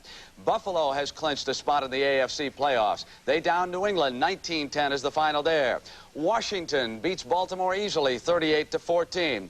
Green Bay all over New Orleans, 35-7. It's the Packers and the Jets next Sunday afternoon. And Lynn Dickey, what a job the Packers are doing. You guys are really on a roll right now. We have, Brent, and we're hitting a hot streak right now, and I'd say this is a good time of the year to ride a hot streak, and all of our players are playing with a great deal of confidence, and we feel very good about our victory today. None more so than the quarterback. Dickey was 19 of 21, 218 yards and 5 TDs. I'd say the big play. JJ, on the first TD catch he made today, I really saw that he was double covered and had a guy on both the inside and the outside, and wasn't sure that I could get the ball to him, and I just was going to throw it high, and maybe if he didn't get it, nobody'd get it, but he went up and got it. All right, then it was Lofton's turn, and watch as he turns his man inside, outside. 6 more for the Packers, and oh yes, Irv, they've got a little celebration there in Green Bay. High five. Do it again for us, folks. How about one more time? I know it's going to be tough to beat the Jets in their own backyard, but we're going to give it our all. Irv, what do you think about the Jets and the Packers next Sunday? Jets and Packers, Shea Stadium. You know, Green Bay's hot. I'm going to go with them. All right, okay. The Packers are on that roll right now. Other scores, San Diego 24, Tampa Bay 23. It means now that the Buccaneers will go into Detroit to play for the Lions for the NFC Central Championship next Sunday. And Miami is in the playoffs. They have downed Kansas City. 17-7 is the score. And Denver right now is ahead of Seattle 7-3. They are in the second quarter of that game. Chicago and Oakland, many of you watching that game, 7-6. Chicago with the lead there. Houston and San Francisco, they are in the third quarter. They are still scoreless. And the rest of you, of course, are watching the Philadelphia Eagles and the Dallas Cowboys, and the score there is 10-7. You know, on the field, the National Football League entertains millions of Americans every Sunday. Off the field, the NFL does its part in helping the lives of millions of folks around the world. And earlier today, Pat Summerall and some special guests in Dallas demonstrated what NFL Charities is all about. NFL Charities was formed by the clubs of the National Football League in 1973 as a way of collectively making grants to worthy national causes. Since then, NFL Charities has made grant commitments totaling more than $4 million. A yearly recipient of the NFL Charities funding has been the United Negro College Fund. And with us today, Mr. Tex Schramm, the president of the Dallas Cowboys, and the executive director of the United Negro College Fund, Mr. Christopher Edley. Thanks, Pat. Mr. Adley, it's really a pleasure to once again be able to emphasize the NFL's complete support of the United Negro College Fund. This grant of $25,000 brings the total commitment of the National Football League to your organization's very worthy efforts in the education of our young people to $230,000. So let me present this grant with our best wishes. Thank you very much. Thank you. The support of NFL charities and other Americans of goodwill makes it possible for the United Negro College Fund to educate thousands of talented students who otherwise would be unable to attend college. We're very grateful. Thank you. One final story in tennis competition today. The Davis Cup goes to the United States. John McEnroe, a winner in the 5th set over Jose Luis Clerc of Argentina. So the United States has wrapped it up again. And right now, let's go back to the stadiums and the game you're enjoying on CBS. It is raining here in Oakland, California, as the Chicago Bears are leading the Oakland Raiders 7-6 at halftime. It is raining, and I guess the field is going to be that much more treacherous in the second half. Dick Stockton and Johnny Morris, the Bears' defense, the story of the first half. Well, both defenses, actually, because we haven't got too many points being scored, 7-6. But I would say it's been a defensive battle. But we've seen some good crisp football playing, and some good plays on offense, a couple of touchdowns. Let's take a look at Vince Evans' touchdown pass to Ricky Watts. That was a good one. They pick up the pass block very well, and you're going to see Ricky Watts make the reception, take it in for the end zone. And this is something the Bears have been trying to do all year and just haven't been able to do it. 42-yard touchdown pass to Ricky Watts, as the Bears, who have been awfully conservative, only 2 wide receiving catches in the last 4 weeks, but they struck it here, and, you know, Watts was happy. It isn't often they catch those long touchdown passes. And then the pass to Chandler by Mark Wilson that brought the Raiders back still in the first. Yes, he had good protection. Watch the way he throws the ball, way up and over. No sidearm. He's over the top all the way, and Chandler got into the end zone behind Terry Smith. It was a touchdown, but the Bears have the lead. And the point after was blocked by Alan Page. That's our story, 7-6. We had no scoring in the second quarter, and we'll be back. Chicago Bears, who have never beaten the Oakland Raiders in regular season, losing 3 starts, are in front 7-6 in a defensive-minded game thus far. And the fans did come prepared here in Oakland, and I guess similar weather in San Francisco at Candlestick Park, where they have a scoreless tie between Houston and San Francisco, as Brennan Irv brought you up to date on the scores. It's been a rainy weekend. Yesterday it rained all day in San Francisco and Oakland, and I'm surprised that the field is in as good a shape as it is, actually. There's John Rovetto, who missed a field goal from 30 yards out earlier, will be kicking off, and deep for the Oakland Raiders, Arthur Whittington and Malcolm Barnwell. Look at those thigh pads. Those are big thigh pads. Barnwell to the right of Whittington, and we're underway here with third quarter in a steady rain in Oakland. And Whittington on the 2-yard line to the 20. Whittington gets to the 33-yard line, and a fine return by Whittington, who's averaged over 22 yards. Looking at the halftime statistics now, the Chicago fans will be amazed to see the edge the Bears have in yards passing, John. 170 yards passing. That's almost as many yards as they've had in the last 4 games total. Can you believe that? Vince Evans was 8 for 18. That's not too bad. They have 237 total yards to 180 for Oakland. Offensive plays fairly even. So this game, the stats are pretty even, and so is the game. 1st and 10 at the 33 as Mark Wilson brings the team out. That's what he did in the first half. Watts, Marjoram, Chandler caught 3 passes. And he goes down. Good pressure finally by Al Harris. He could wait only so long, and sooner or later one of those big defensive ends will get you, and Harris got Wilson there. He got by Lindsey Mason, number 71. Watch to the right of your screen. He blocks Harris. Harris goes down first, and then he'll get up and pursue and persist on his tackle. And number 90, Al Harris, with the 2nd sack of this year. And of course, that's 2 sacks on Mark Wilson in the game. That's 46 times that Oakland quarterbacks have been sacked, although they have sacked enemy quarterbacks 49 times, 2nd in the league. 2nd and 19 at the 24-yard line, and 5 defensive backs. Penalty flag is up, and the pass is incomplete, in and out of the hands of Cliff Branch. So with all of the penalty marker down at the 25, so with all the defensive backs, Branch actually got open on that pattern. And you know, it's the Raiders, as we catch this penalty, it's an offside penalty against Oakland.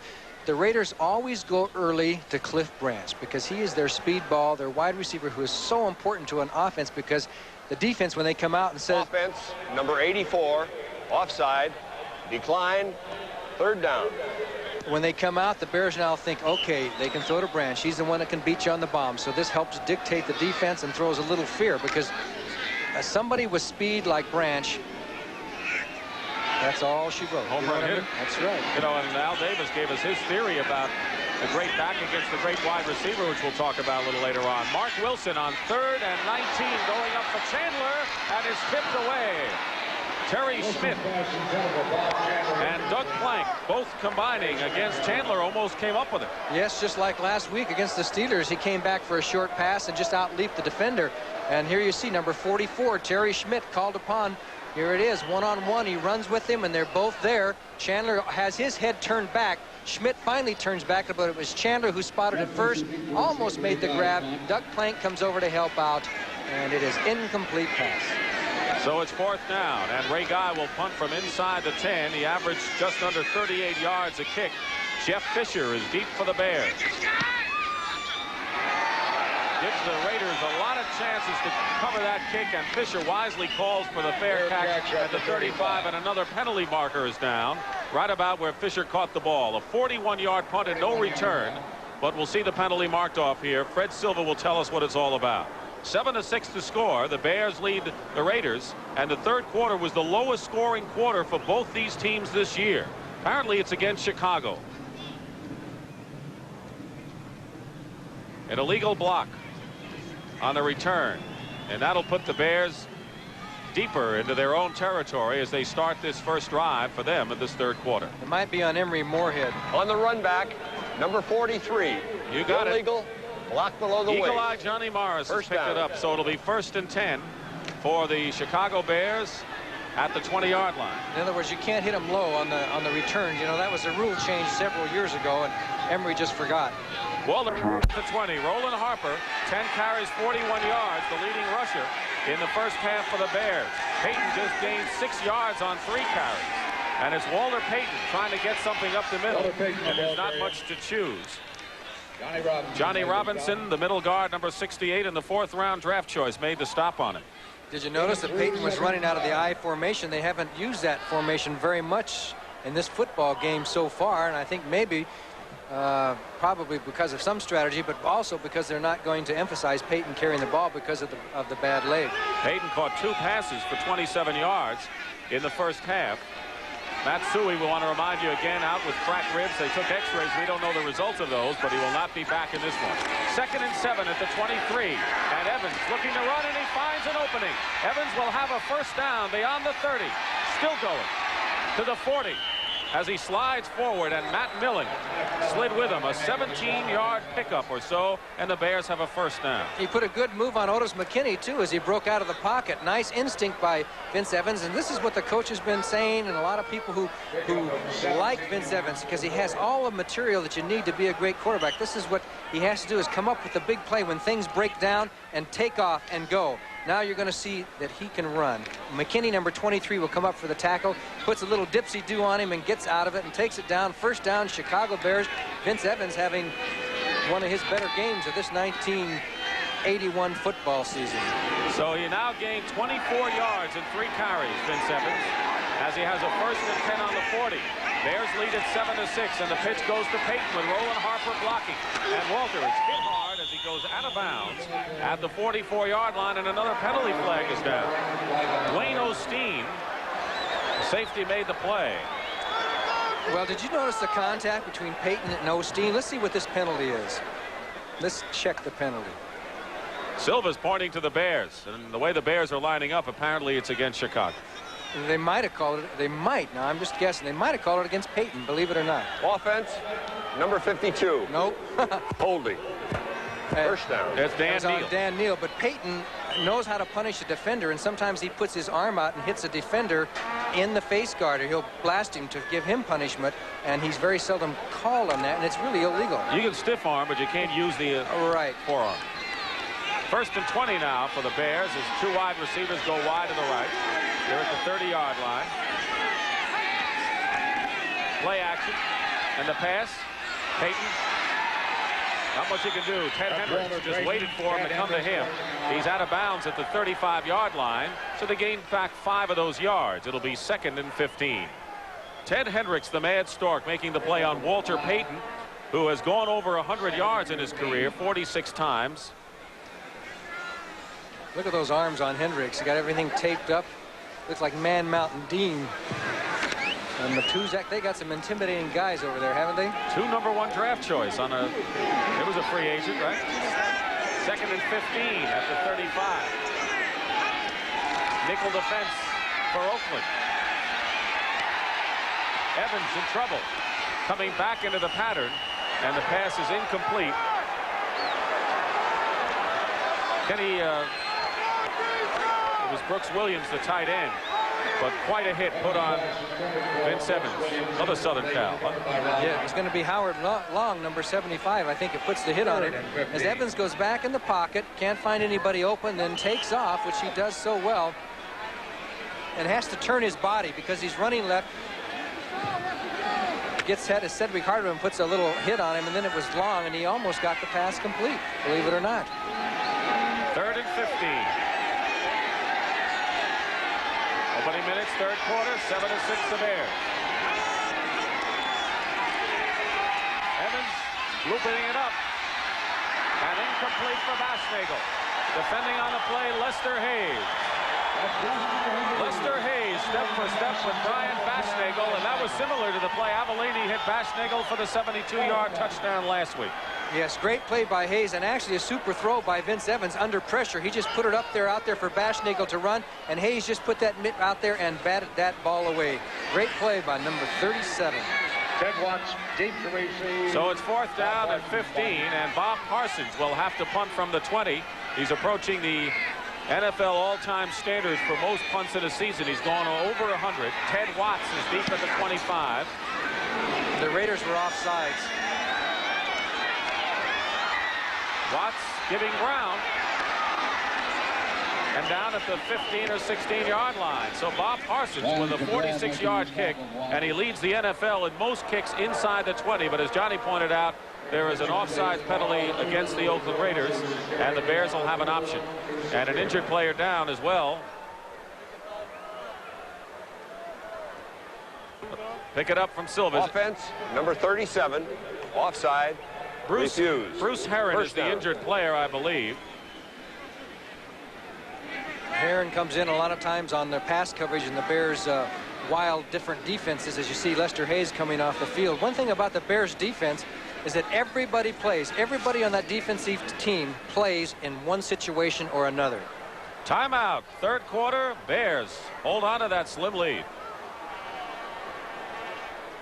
The bruised knee, and that'll tell you the story of the Oakland Raiders, and will tell you a bigger story of the Chicago Bears defense. The last 5 times Oakland's had the ball. 3 plays punt. Quite often, 3 times out of the 5.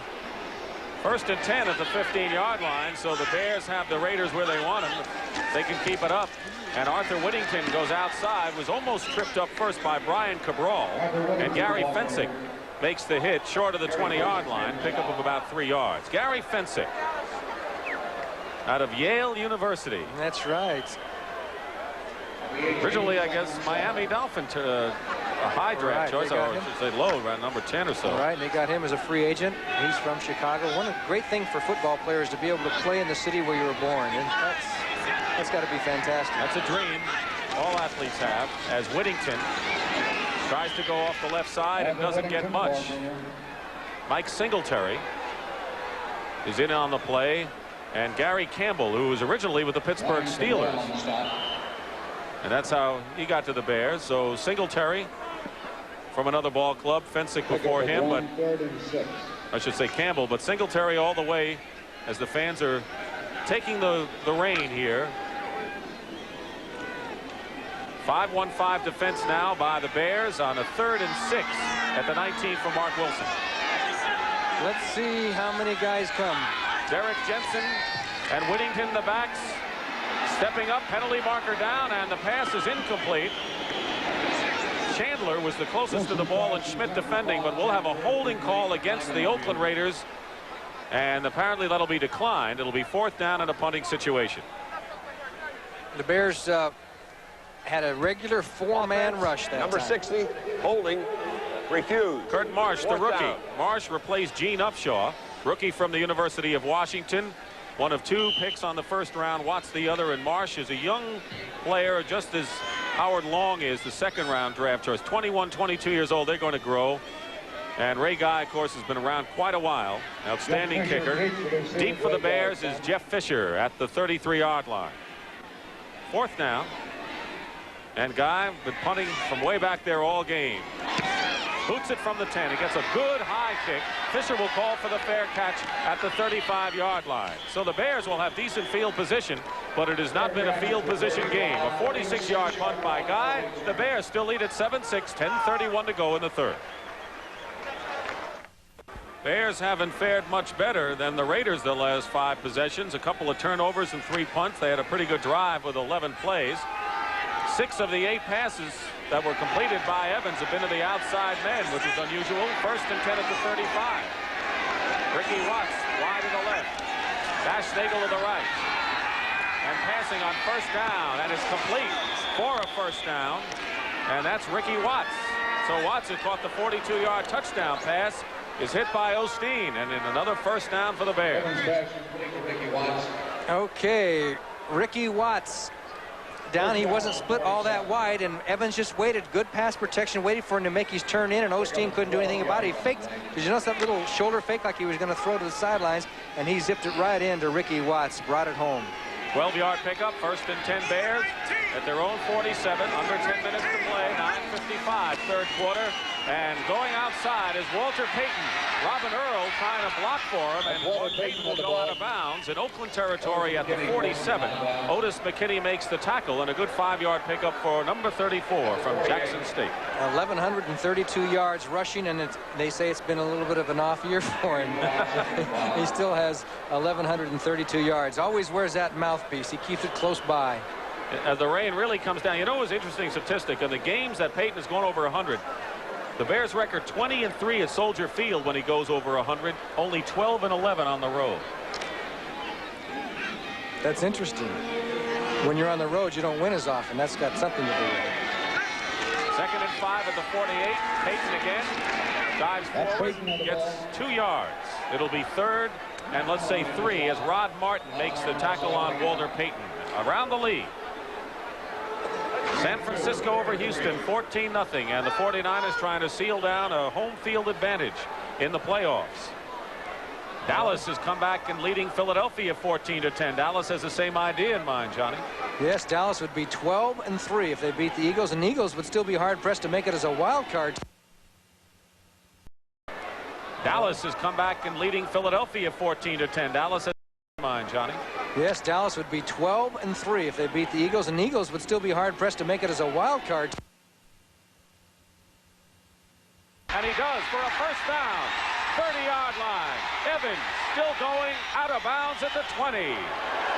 So Vince Evans finally knocked out of bounds by Burgess Owens after a 25-yard pickup, and he must have had hours to look for a receiver. I've got my little stopwatch, and we're going to time it and give a rough idea. Of course, this is slow motion, but anyway, he had all day. He couldn't find anybody, and the Raiders just gave up on the pass rush. Finally says, okay, I can't find anybody. Nobody wants to come after me. I'm going to run with the ball, have a good time. He carries it one-handed, gets through, and he puts a move on number 68, Johnny Robinson, right here as he avoids the tackle and then takes off towards the sideline and finally gets down as the Chicago Bears have a 1st down knocked out by Burgess Owens. 4 carries, 49 yards, 45 yards for Vince Evans. 1st and 10 at the 21. And here is Payton. Nowhere to go, and he gets away from a tackle. Look at these moves on the wet turf in Oakland. And another Chicago 1st down inside the 10. Ted Hendricks had him dead to rights. Number 83 thought he had him. And did you notice? You can tell that Payton is not 100%. his leg. He is not cutting the way he can normally run, but he has a very unique situation of carrying the ball, as you're going to see. Now watch him. He carries it in the middle, and look at that. It bounced around. He says, I've got it. Here's Hendricks, had a perfect beat on him, and he got away from that one. Cuts back here, avoids another tackle. And I'll tell you what, that's why he's gained almost 10,000 yards in less than 7 years. Gain of 12. First and goal at the 9 for the Bears. Leading 7-6. Roland Harper making Willie McClendon gets inside the 5. So Willie McClendon from Georgia, stopped by Johnny Robinson, and of course McClendon had his best game against Kansas City when Peyton was out in the 4th quarter and in the overtime in the game that the Bears defeated Kansas City. So Willie McClendon, his 3rd year out of Georgia, now gives way as Peyton had a breather. Well, McClendon's a different style of runner than Peyton. He'll turn up the field here. Now he dip his head and go. So he's got a little bit different style of running. He's a hard runner and a fast runner, but not quite as shifty as Walter Payton, who is back in the lineup. Walter is back with Roland Harper. Second and goal at the 3 with 7:25 remaining in the 3rd quarter. 7-6 Bears. Nothing. That's Roland Harper. Big John Matuzak. Twos, they call him, and boy, is he a big guy. John Matuzak makes the stop on Harper, 6'8", 285 pounds. Crush him twos, they say. And he's not a bad actor. Did you see him in, what was that? North Dallas 40. He did a good job in that. He's a comedian, an actor, and a lot of things, and he symbolizes the Raiders' penchant for picking up people who are not wanted by other clubs. And you know what? I don't think he was acting in that movie. 3rd and goal at the 3-yard line for the Bears. Evans, touchdown. Ricky Watts, his 2nd touchdown reception of the day. Lester Hayes was defending him, but a look-in pattern that's tough to stop, Johnny. Yes, it is. Hayes intercepted one last week on the same type of a pattern, but not this time, as Vince Evans brought it to the inside and low to Ricky Watts for the touchdown. There was a flag on the play, but apparently...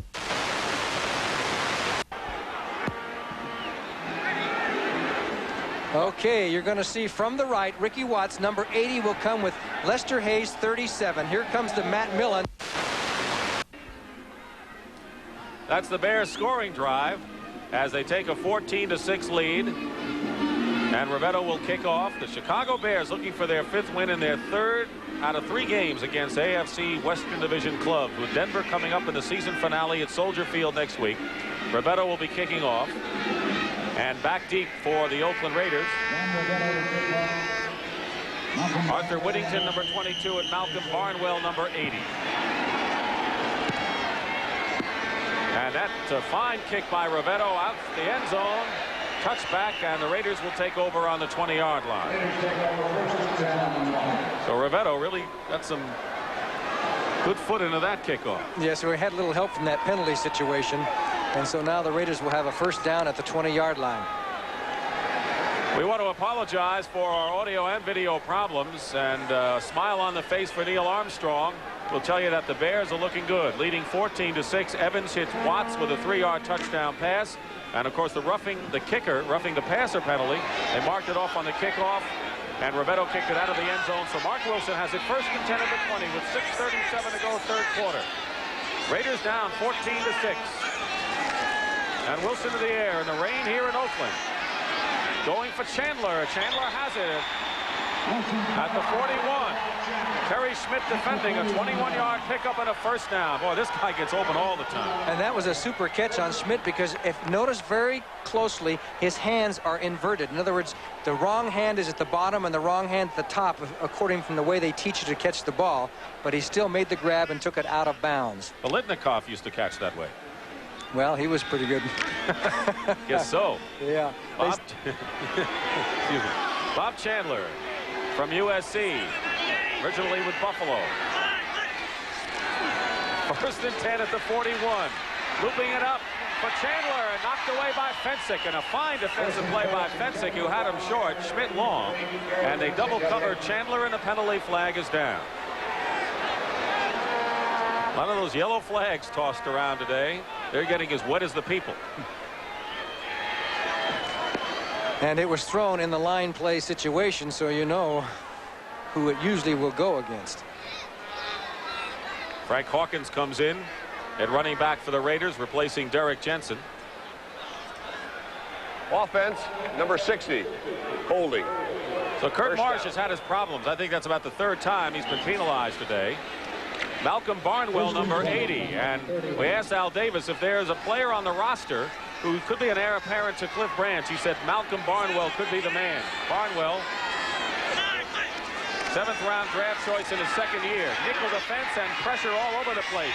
And here is Frank Hawkins. And Hawkins is caught from behind. Oh, what a super play by Mark Hartenstein. So Hawkins is stopped by Hartenstein. In case you missed the touchdown to give the Bears a 14-6 lead, it was 3rd and goal at the 3-yard line, and Evans found Ricky Watts. And he beat the Matt Millen blitz 55, and then Watts got the inside position on Lester Hayes, and it was an easy touchdown. Sometimes those can come out to be so easy when the mechanics are right, and there's nothing that a good cornerback can do about it if the mechanics are right, if you let him get inside position on you. Watts, his 2nd and 3rd touchdown receptions of the year. Derek Jensen is in there now, running back, pressure on Wilson. He may not get away as a fumble. And let's see, Alan Page may have recovered. The Bears have it. Alan Page recovers it as Hartenstein. And the veteran Page stormed in on Mark Wilson. Now, there was a whole bunch of Chicago Bears that came storming in, 4 of them, and they all put the pressure on.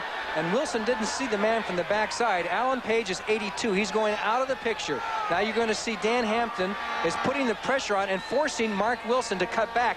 But Page kept up with these pass rush, came from the backside, forced the fumble, got the ball. Great play by Alan Page and the Bear defensive line. Chicago's ball. With 5.5 minutes remaining in the 3rd quarter, the Bears can really open it up. You can't say that too many times, as Ricky Watts has caught 2 touchdown passes. 1st and 10 at the 22. Roland Harper and Willie McClendon will be the running backs. Coming out of the huddle for Vince Evans. Watts to the left, Bassnagel to the right. On 1st down. Big fumble recovery by Alan Page. And Page going to the air, finds Ricky Watts, and it's in and out of his hands. He was there, and it's an incomplete pass. Dwayne Osteen was defending, but a good pattern, but he just didn't hold on to the ball, and now Evans is 11 for 24. He had that quick post in there and had the spot. There's just a touch behind him, and he could not hang on to the ball. But once again, the Bears throw on 1st down, and as Evans is throwing really better than we've seen him. Here's an isolation, as you're going to see Watts go down about 8 yards. Boom, inside. Here comes the ball. Should be right there. If it was right there, actually, it was catchable. It was catchable. Not the best pass in the world, but he should have had it. Marjoram, 89, is in there. Brooks Williams, 83, who can catch passes as a tight end. They're going for Brooks Williams, and Williams can't make the play. Covered from behind. Oh, that looked like a sure. There should have been interference on that play. They're yelling for interference. Brooks Williams, the tight end, picked up from the New Orleans Saints as perhaps the best receiving tight end the Bears have, with Bob Fisher out of there, although Fisher's been activated. Burgess Owens made the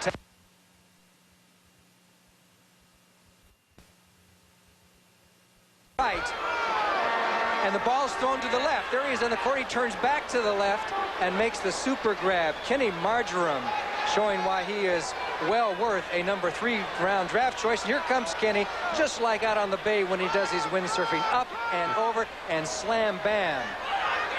Ken Marjoram, 3rd-round draft choice from Stanford. Rovetto will attempt the point after here with Bassnagel holding, and we'll have a whistle in the line.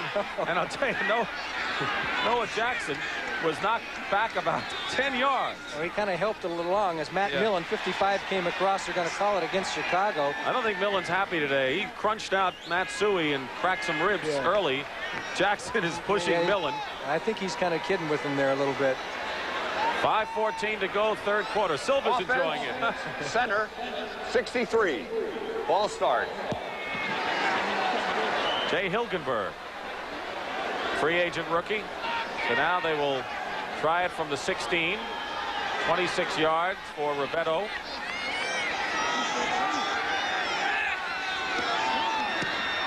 And the kick is up and good, so it's now 21-6 as the Bears are opening up. And as you mentioned before, John, it's great to play in the town in which you went to school, your hometown, but it must be just about as sweet for Marjoram to make his first NFL touchdown reception before the home folks in the Bay Area. Well, celebrate New Year's Day on CBS Sports with the Cotton Bowl. Bear, he'll never forget that. No, you have to be happy for him. For a receiver who catches 10 passes in one game, which he did against Minnesota, and then to go 4 games in a row without having a ball even thrown at you, that is very, very frustrating as you look at the stadium as the Bears getting ready to kick off.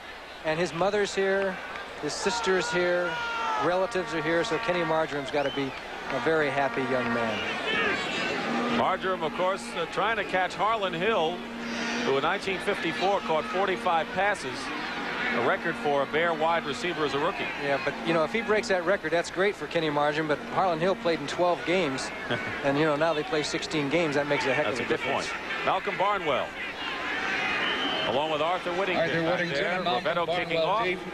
John Rovetto kicking off. And this is shorter than the last time when he had a 15-yard edge and knocked it through. Barnwell returning. Barnwell still going as he returns it to the 26-yard line. I want to remind you that the NFL today will kick off a big day of football next week as we come closer to the end of the year. The New York Giants, who are now 8-7, beating the Cardinals today against the Dallas Cowboys, who were leading the Philadelphia Eagles. Dallas looking for home field. Giants looking for wild card. And these teams have had some rough games up in the Meadowlands before. So tune in Saturday, 11 o'clock Central, and it all begins with the NFL today. Barnwell is in the game and goes wide to the left. Bob Chandler splits to the right. Derek Jensen and Arthur Whittington on the backs, and Mark Wilson. Here comes a blitz by Doug Plank. Wilson trying to get away from Hampton.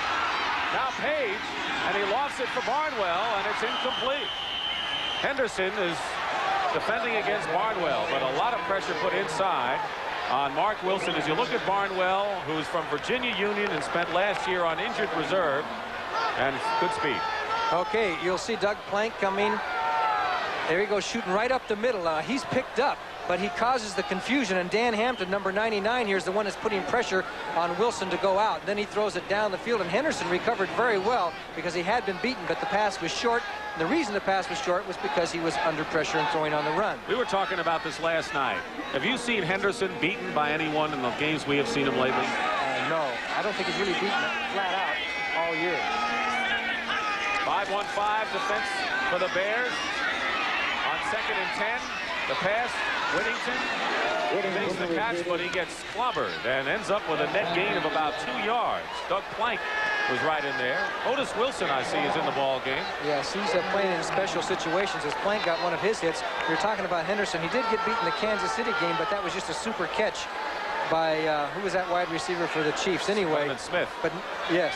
But anyway, he hasn't been beaten where somebody's been 2 or 3 yards behind him. He has made a few mistakes on zone coverages, but Henderson, man for man, boy, he is tough to beat for a rookie playing on the corner. As we look at Mark Wilson, who is tough to beat as a quarterback, a rookie quarterback in the NFL. He's their future. Plunkett was benched, and Wilson with 3rd and 9 now at the 28. Wilson drills it. Incomplete. Bob Chandler. If there's anyone that can catch it off the tip or a deflection, it would be Bob Chandler, but not that time. And there's a team that's tough to beat when they get on top of you. It is the Bears. The Bears usually lose their games because they get behind and, you know, and they get beat. But when the Bears do get on top with Buddy Ryan's style of defenses, they are tough. And it's tough to come from behind to beat the Bears. You got to get on top of them early. The Chicago sideline, as Ray Guy will punt from the 15-yard line. That's what he's done today. He came into this game second to Pat McAnally of Cincinnati of the AFC. Jeff Fisher, and the Bears come in to try to block it. Fisher at the 24 and gets to the 31-yard line, and that's all. 48-yard kick. So let's check some scores around the league right now. Miami beating Kansas City 17-7. Miami clinches a wild card, and if they beat Buffalo next week, they win the AFC Eastern Division. Big win in Kansas City, I would have to say, knocked out of it. Washington 38-14 over hapless Baltimore as the Colts have lost their 14th in a row. Buffalo stays alive. Big clash coming up next week as they beat New England 19-10. First and 10 at the 31. Marjoram in motion toward the line. 21-6 as Roland Harper.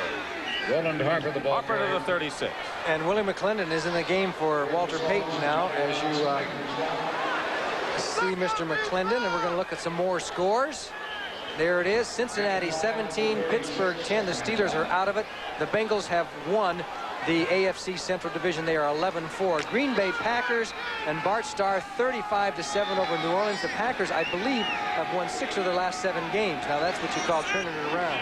And a great shot for the wild card. All be decided next week. Green Bay against the Jets. We'll tell you more about that. Roland Harper going outside and can't get anywhere. Dave Browning, the defensive left end, just stormed in. He got by Ted Albrecht, number 64, the left tackle, and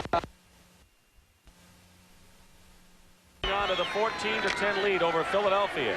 The Eagles have to continue to win. They've got St. Louis next week. Cardinals dealt a blow by the Giants. Evans 13 for 27 for 220 yards in the game. One of his better passing days. And a good running day for Vince Evans as well. And he throws off balance, complete to Baschnagel.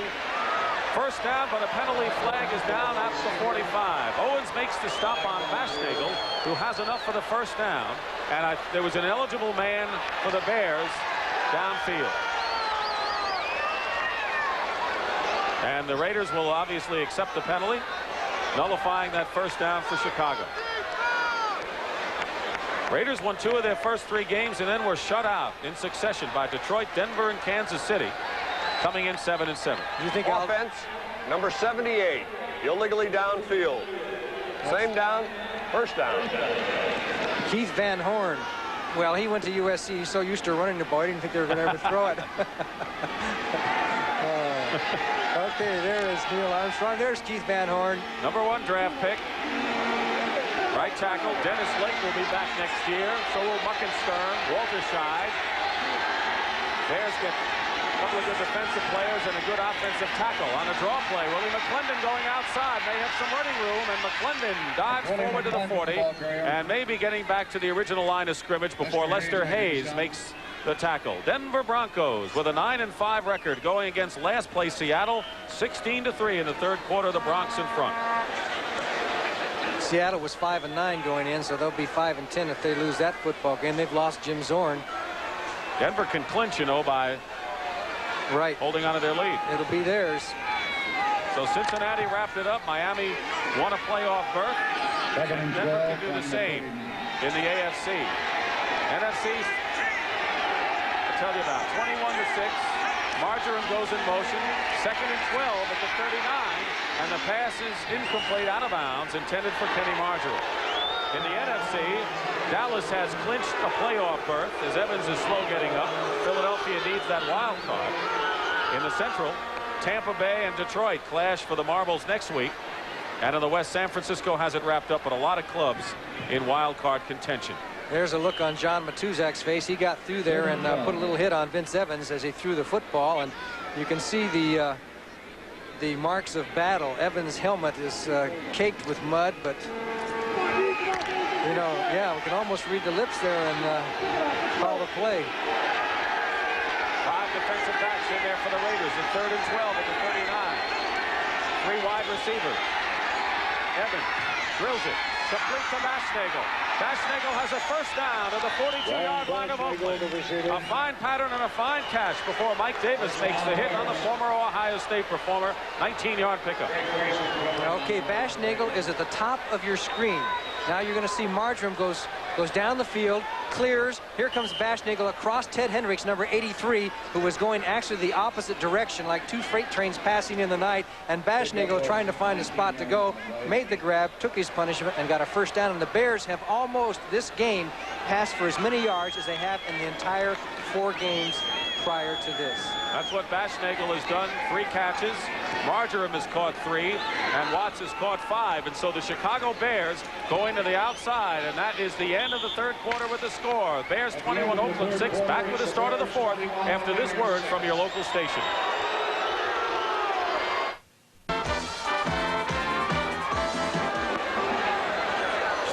fourth quarter here at Oakland Coliseum. It's been gloomy and rainy, but not for the Chicago Bears, who lead at 21-6. Dick Stockton and Johnny Morris with you. And it is first and 10 at the 42-yard line. Marcus Anderson, number 88, is in at wide receiver, and he split to the right for the Bears. And carrying the ball up the field for a couple of yards is Roland Harper. In first downs in the second half, the Bears have 8 and Oakland has 1. Net yards rushing. Chicago 146, Oakland 36. So they're running and passing. Hey. And we are covered here, huh? The rain hasn't gotten to us yet. As the Bears are an unusual blowout game to this point, John. Yes, over Al Davis and his Raiders.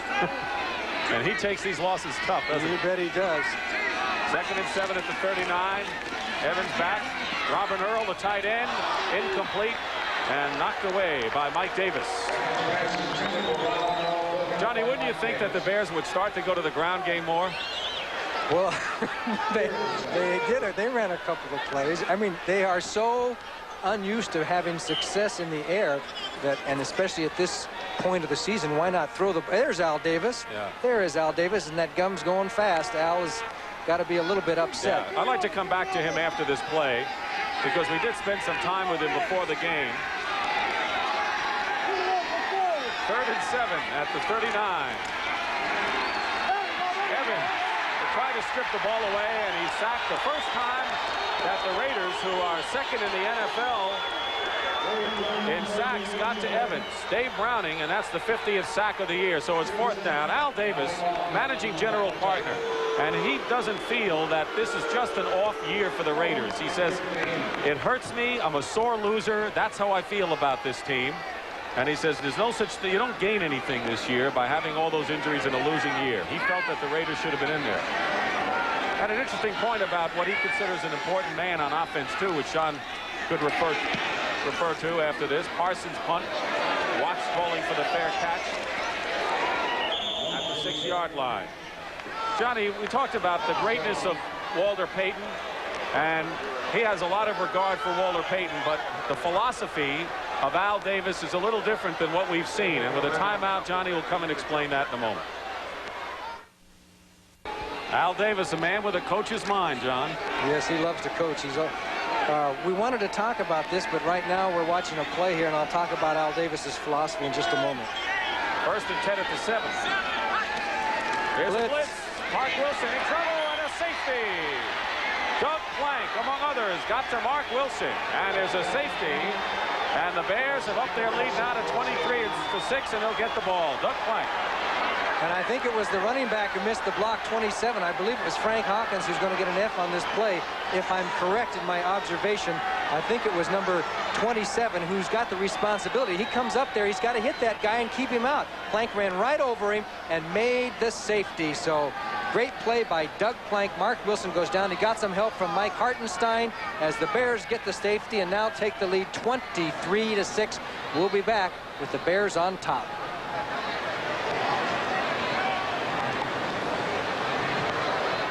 Kick following the safety by Ray Guy and Jeff Fisher at the 15-yard line.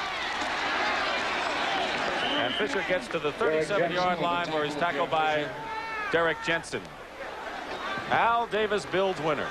Well, not this year because it looks like they're going to go 7 and 8, so they'll be under the 500 mark. But his philosophy has been that he says Peyton's great, but he said one of the main reasons for our success is that we always had a wide receiver with speed. He said we had a Warren Wells, or we had an Art Powell, or we had Cliff Branch. And he said they dictate defenses more than any running back ever will. And he said that's been the secret to the Oakland Raiders' success. Matter of philosophy, and you can't argue with the record of Al Davis. 1st and 10 at the 37-yard line. And on a reverse, McClendon hemmed in inside his 30, and that was a play that didn't work. A lot of them have worked for the Bears today, but not that one, as Randy McClanahan put the seal on McClendon as the Bears have rolled up some 23-6 lead. San Francisco, even though they've wrapped it up, they've beaten Cincinnati and Houston, and they've got a good steam ahead of them. What a job Bill Walsh has done. Can you imagine? They're going to be 12-3, and with a defense of mostly rookies, a defense that gave up more yards than anybody else last year, and they're going to end up being 12-3. Denver 16-6 over Seattle, 3rd quarter. minutes remaining in the fourth quarter. 2nd and 16 for Evans. Dumps this one off now to McClendon.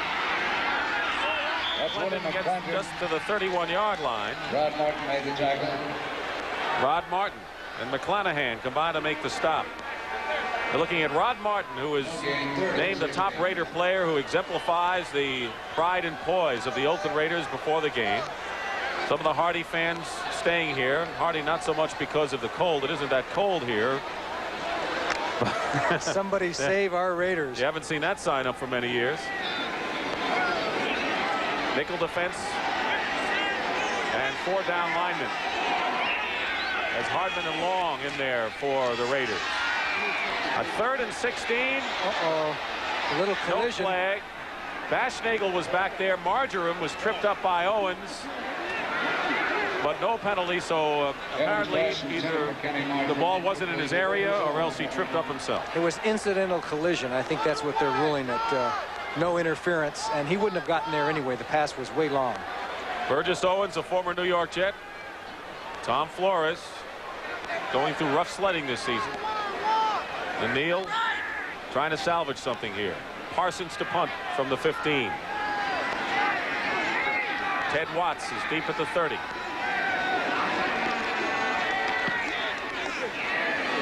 Watts returned a 52-yard touchdown on a punt return against the Steelers and loses yardage here. McClendon getting a chance to play, making the most of it. And Watts was hit hard. Willie McClendon with a good play following the 34-yard punt. Timeout with the Bears romping over the Raiders 23-6.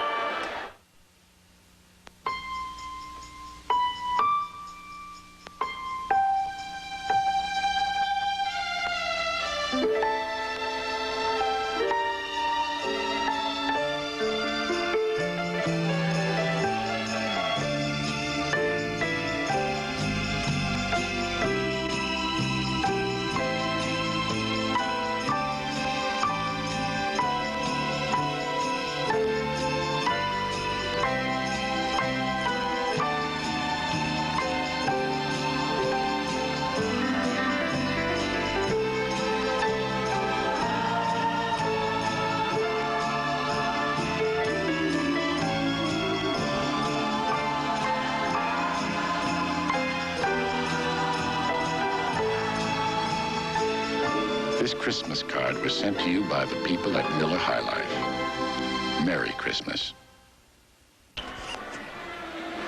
What do you think, John? They're Hardy fans.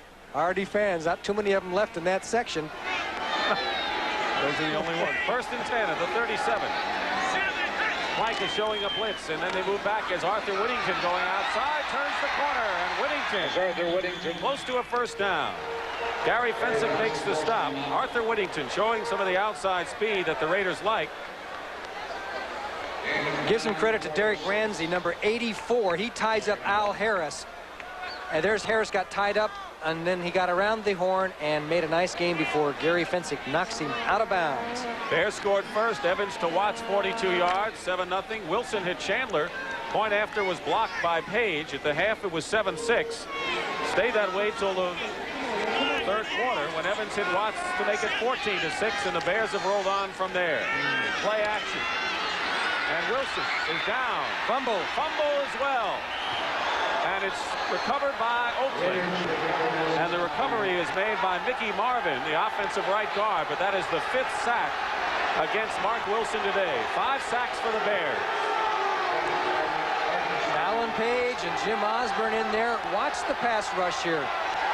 You're going to see Alan Page come straight out, gets doubled, and here comes Osborne, number 68, to hit Wilson as he was trying to throw at the last second. Hartenstein, 73, was right there, says, there it is, I got it. He had it. And then, boom, he lost it, and it's still Oakland's ball. Mickey Marvin, 5 sacks for 45 yards, but now it is 3rd and 12 at the 35, and there is Mickey Marvin. Marvin and Lawrence are working on to make a pretty solid right side of the offensive line after the Raiders had a solid left side for so many years. At the 35-yard line, Wilson throws, caught by Barnwell, and a 38-yard line. Malcolm Barnwell with the reception, and that is his 4th catch of the year. He has scored 1 touchdown from Virginia Union 7th-round draft choice last year. Boy, he had all day to throw that ball. Good blocking by the Raiders offensive line. And watch Bob Chandler. He almost deflected the ball. Number 85 thought the ball was being thrown to him. And he leaps up right there, just missed the ball. And then it went on further down the field to Barnwell for the reception. First down for the Oakland Raiders. At the 39, Barnwell, who Al Davis told us could be an heir apparent to Cliff Branch with that great outside speed. 10 minutes and 15 seconds to go, and they need a new football because they're getting wet out there, and they have to come in with a dry ball. Do you know how many footballs a team has to have available for a game? I don't really know, and I don't want to guess, John. 24. 24 balls. I was going to say 3. 3? We'd have been playing with something else other than footballs by this time. It was 14-6 when Evans hit Marjoram, a 22-yard pass play. Marjoram's first NFL touchdown. Made it 21-6, and then the safety by Plank. Both wide receivers to the left.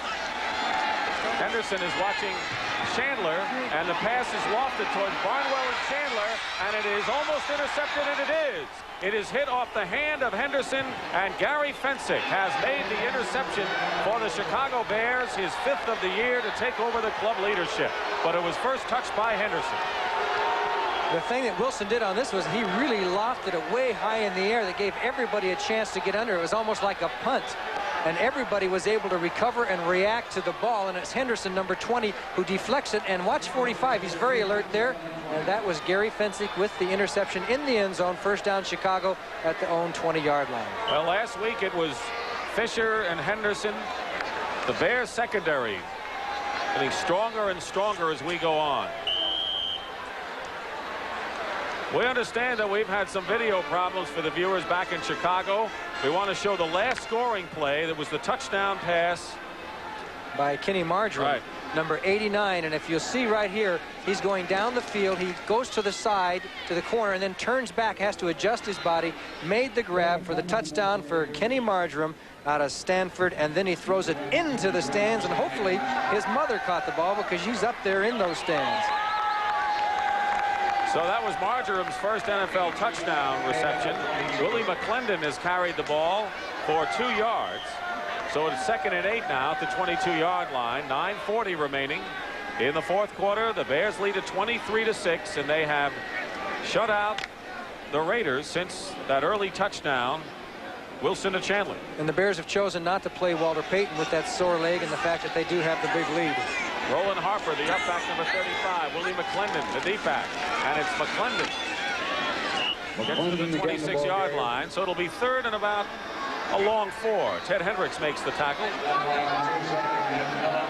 Many of the fans are leaving Oakland Coliseum. A different story a year ago when the Raiders got in as a wild card under the Cinderella arm of Jim Plunkett and rode to the AFC Championship and then the win over the Philadelphia Eagles. But what a difference a year makes, and we can say that about a lot of clubs the other way around, like 49ers and Cincinnati. Yes, fortunes have changed from one side of the bay to the other side this year in the San Francisco area as the fans show a little bit of displeasure. But listen, they've had a couple of Super Bowl titles. That's a lot more than the Chicago Bears have had.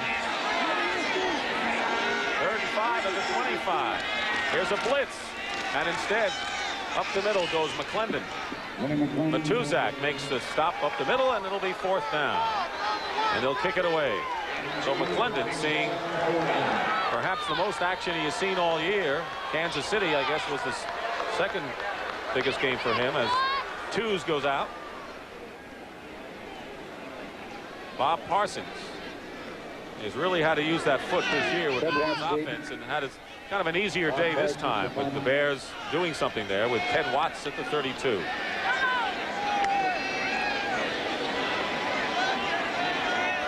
Bears in a transition stage.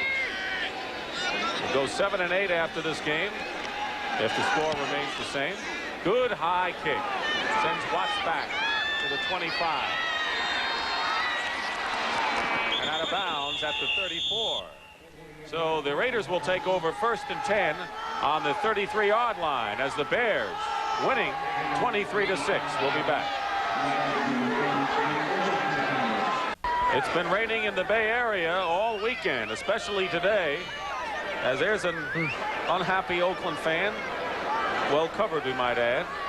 Raiders have it 1st and 10 at the 33-yard line. 23-6. Chicago leading. Barnwell and Chandler wide to the right. Derek Ramsey. They sent everyone out on this pattern, and Derek Ramsey, the tight end, off his fingertips, incomplete. Ramsey, he was there, and 5 defenders back there for the Bears. So it'll be 2nd and 10. Last 5 possessions for the Oakland Raiders, and you can see the kind of defense the Bears have shown. The safety, interception, and fumble. 2 turnovers and a safety. Nothing more than 4 plays. That is really a tribute to the Bear defense, and it's winding up to be another good defensive effort for the Chicago Bears, and what a turnaround that aspect of the game has shown. 2nd and 10 at the 33. 7:36 remaining in the 4th quarter. Mark Wilson drills it. Barnwell has it. 45-yard line and a 1st down for the Raiders. So Malcolm Barnwell getting some time, and Reuben Henderson, you'll see both of them in the league for quite a while, I'm sure. 17-yard pickup for Barnwell. Yeah, well, Henderson is obviously playing off way deep now. He slipped coming off, but he played off deep. He doesn't want to get beat deep in this situation of the game, so he'll give him that pass in front of him because they know the Raiders have to go down 2 or 3 times to score touchdowns to beat him in this game, so they're going to lay off a little bit. 23-6. The Bears lead the Raiders, looking for their 1st victory ever over Oakland in regular season. Here comes the blitz. And Wilson under siege. Gets the ball off, and Barnwell drops it. Henderson was with him, and it looked like he was catching it a la Chandler.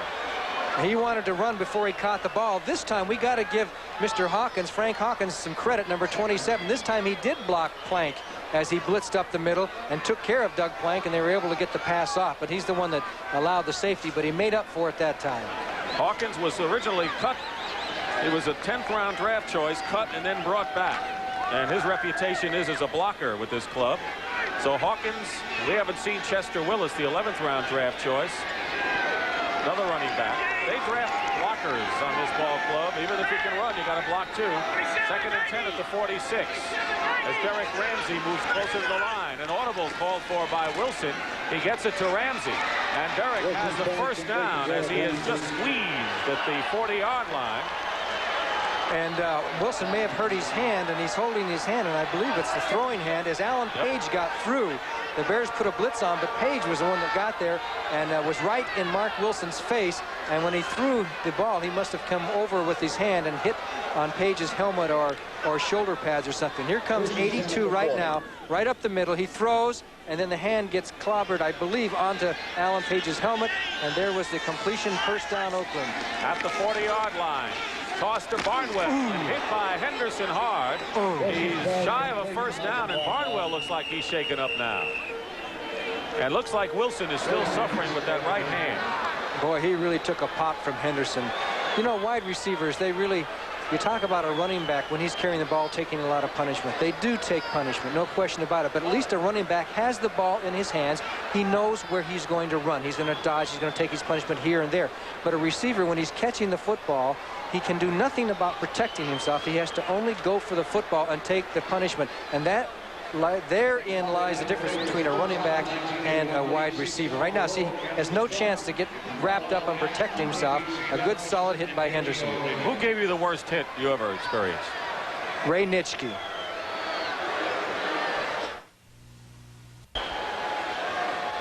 Morris Bradshaw has gone in the game as a wide receiver, seeing his 1st action replacing Barnwell. And you look at the beleaguered Oakland bench. It tells a lot of stories right there. McClanahan sitting there. 2nd and 2 at the 32-yard line. Under 6 minutes to play. Showing blitz again. Wilson up the middle. Incomplete, going for Derek Ramsey, the tight end. Philadelphia, Dallas, the big one going on while this game is in progress. And Dallas has opened it up 21-10 over Philadelphia. They're at home, and that game will just about wrap it up for the Dallas Cowboys. Cowboys have not lost at home since 1979. And right now, Dallas and Philadelphia, Dallas and San Francisco have the best records. If they end up with the best record, San Francisco would have the home field edge if they should meet in the NFC Finals, because they beat them head-to-head. Meanwhile, here is Hawkins, the rookie, who goes off the left side. Good play by Dan Hampton as he got across the the line of scrimmage to make that tackle. And now the Raiders have a situation, I believe, of, is it 4th down? It is 4th down, 4th and 1. Jim Plunkett is warming up. There he was, the hero of last year's Super Bowl triumph. But now, admittedly, in the depression because he has started the year, had no protection, wasn't effective, and was benched. And Wilson, the man of the hour. But you never can tell in this game. A lot of people thought Plunkett would never get back in. Jensen and Hawkins are the setbacks, 4th and 1.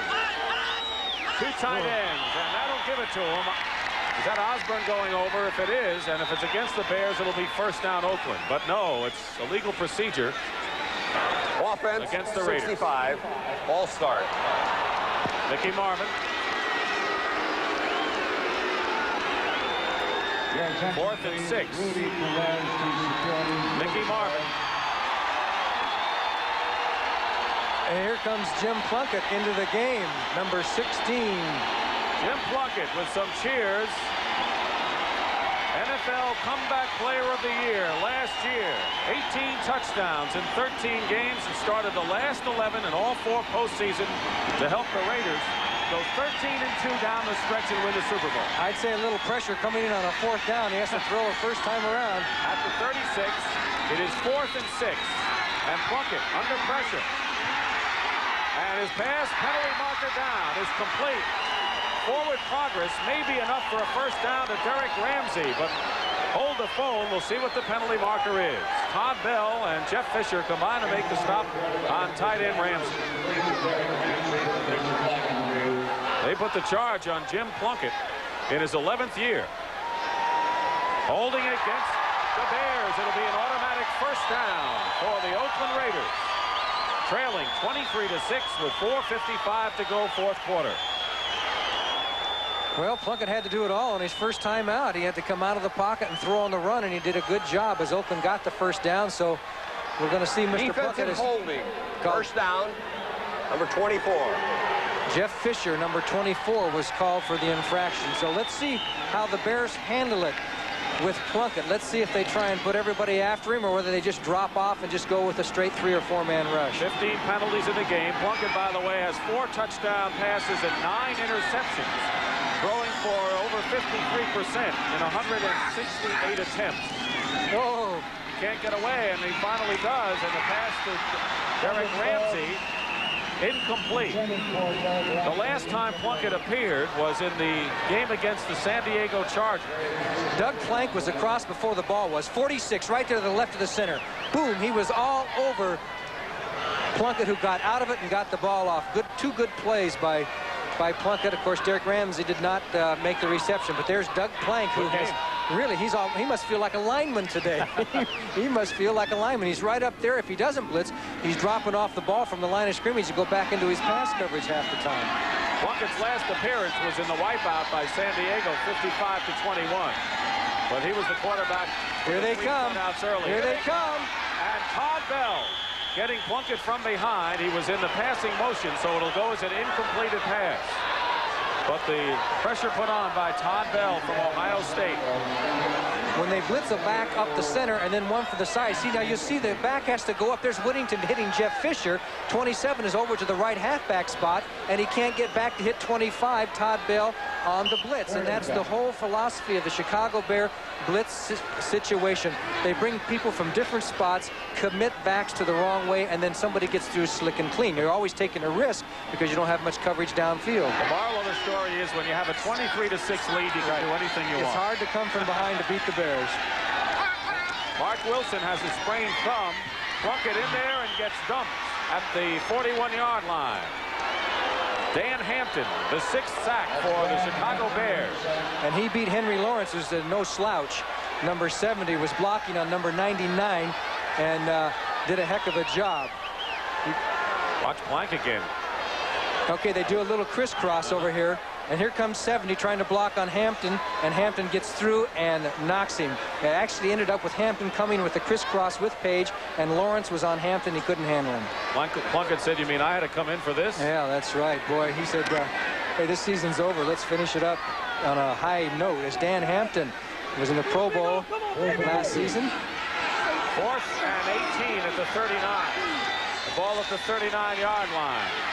And Plunkett is going deep for Barnwell. And it's tipped away beautifully by Gary Fensick. So the Chicago Bear defensive secondary has played virtually a perfect game today. Everybody was down there, and Plank got another one of his hits, this time on Barnwell, number 80. As they had the pressure on Plunkett, he had to throw the ball up and over, and watch 46. Plank's going to hit Barnwell and really jolt him right there. Down he goes. Too many Chicago Bears around, incomplete, and the Bears have the football. So the Bears take over on downs, and we want to remind you that tonight on CBS starts with 60 Minutes, and then it's two great specials. First, it's the All-Star Party for Burt Reynolds, followed by the 6th Annual Circus of the Stars. It's all tonight on CBS. Bears ball, 1st and 10 on their 39, with 4:08 remaining in the 4th quarter, 23-6, and Evans gets away from one, but not Browning. Dave Browning for the 2nd sack, and his 2nd sack of the afternoon. He had a couple, I believe, against the Steelers on Monday night. Well, it looks like the Bears are throwing it more and enjoying it more. Most teams would run out the clock. The Bears are still throwing. I guess it's because they have had so little success over the past few games. They got a lot to make up. That's right. They got a lot to make up for. It was a wide receiver screen that time, and the Raiders had it pegged. There's the time again. The question, of course, that Bear fans have to be asking is, well, they've looked pretty good on offense today. Why didn't they do this earlier this year? Well, a lot of times teams will come on strong when it's too late, you know. 2nd and 15, Harper up the middle for a few. Roland Harper, the ball carrier. And sometimes when the pressure gets off and everybody relaxes, and Vince Evans had some early success with a couple of passes early in the game, and it probably was a big confidence builder for him, because obviously he's lost a little bit of his confidence on the season. The whole offense has. And it's got to affect the quarterback, and they needed a little bit of success. Now, I'm not saying they're Super Bowl champions, but they show that they can, and they've done a lot of this without Walter Payton in the lineup. But they can move the ball. The Raiders are not slouches on defense. It's a good football team. 3rd and 12 at the 37. Under 3 minutes to go in this 4th quarter. It's been all Chicago since the 1st quarter. In fact, they have led all the way. McClendon is tackled for a loss of a yard by Mike Davis, and it'll be 4th down. Now, a lot of people question the quarterback, Vince Evans. Can he do it? Of course, I guess the jury is still out on it. I would say the jury is still out. I think he has so much potential that you can't give up on him, but I think the Bears would be smart to draft or trade for a quarterback as insurance. But this man has all the ability that is needed. He can throw, he can run. He's a smart young man, and there's just a lot of things that got to happen to offensive strategy-wise to help him out. 60 minutes will be seen in its entirety following this football game. The Bears leading 23-6, and Bob Parsons will be punting. Ted Watts is at the 25-yard line. There's Watts. And I understand Bear fans are starting a petition to get the Bears moved into the AFC West. They're 3-0 with Denver next week, and you know Denver will probably have it clinched by then. 2-minute warning. And now we have the 2-minute warning here at Oakland Coliseum, with the Bears comfortably in front 23-6. And you knew they may have things a little on their side when Alan Page blocked the conversion in the 1st quarter after Wilson fired to Chandler for 27 yards to make it 7-6, and the Bears had never been headed. Evans with 3 touchdown passes, 2 to Watts, 1 to Marjoram. Marjoram, a special day for him, coming back before the family and the friends in the Bay Area, where he started for Stanford. His first NFL touchdown reception, a 22-yarder. A safety by Fensick, and just superb all-round play by the Bears defense, particularly by the secondary. Yes, and I think we haven't really given enough credit to the offensive line. The Bear offensive line has allowed in the last 4 games 16 sacks.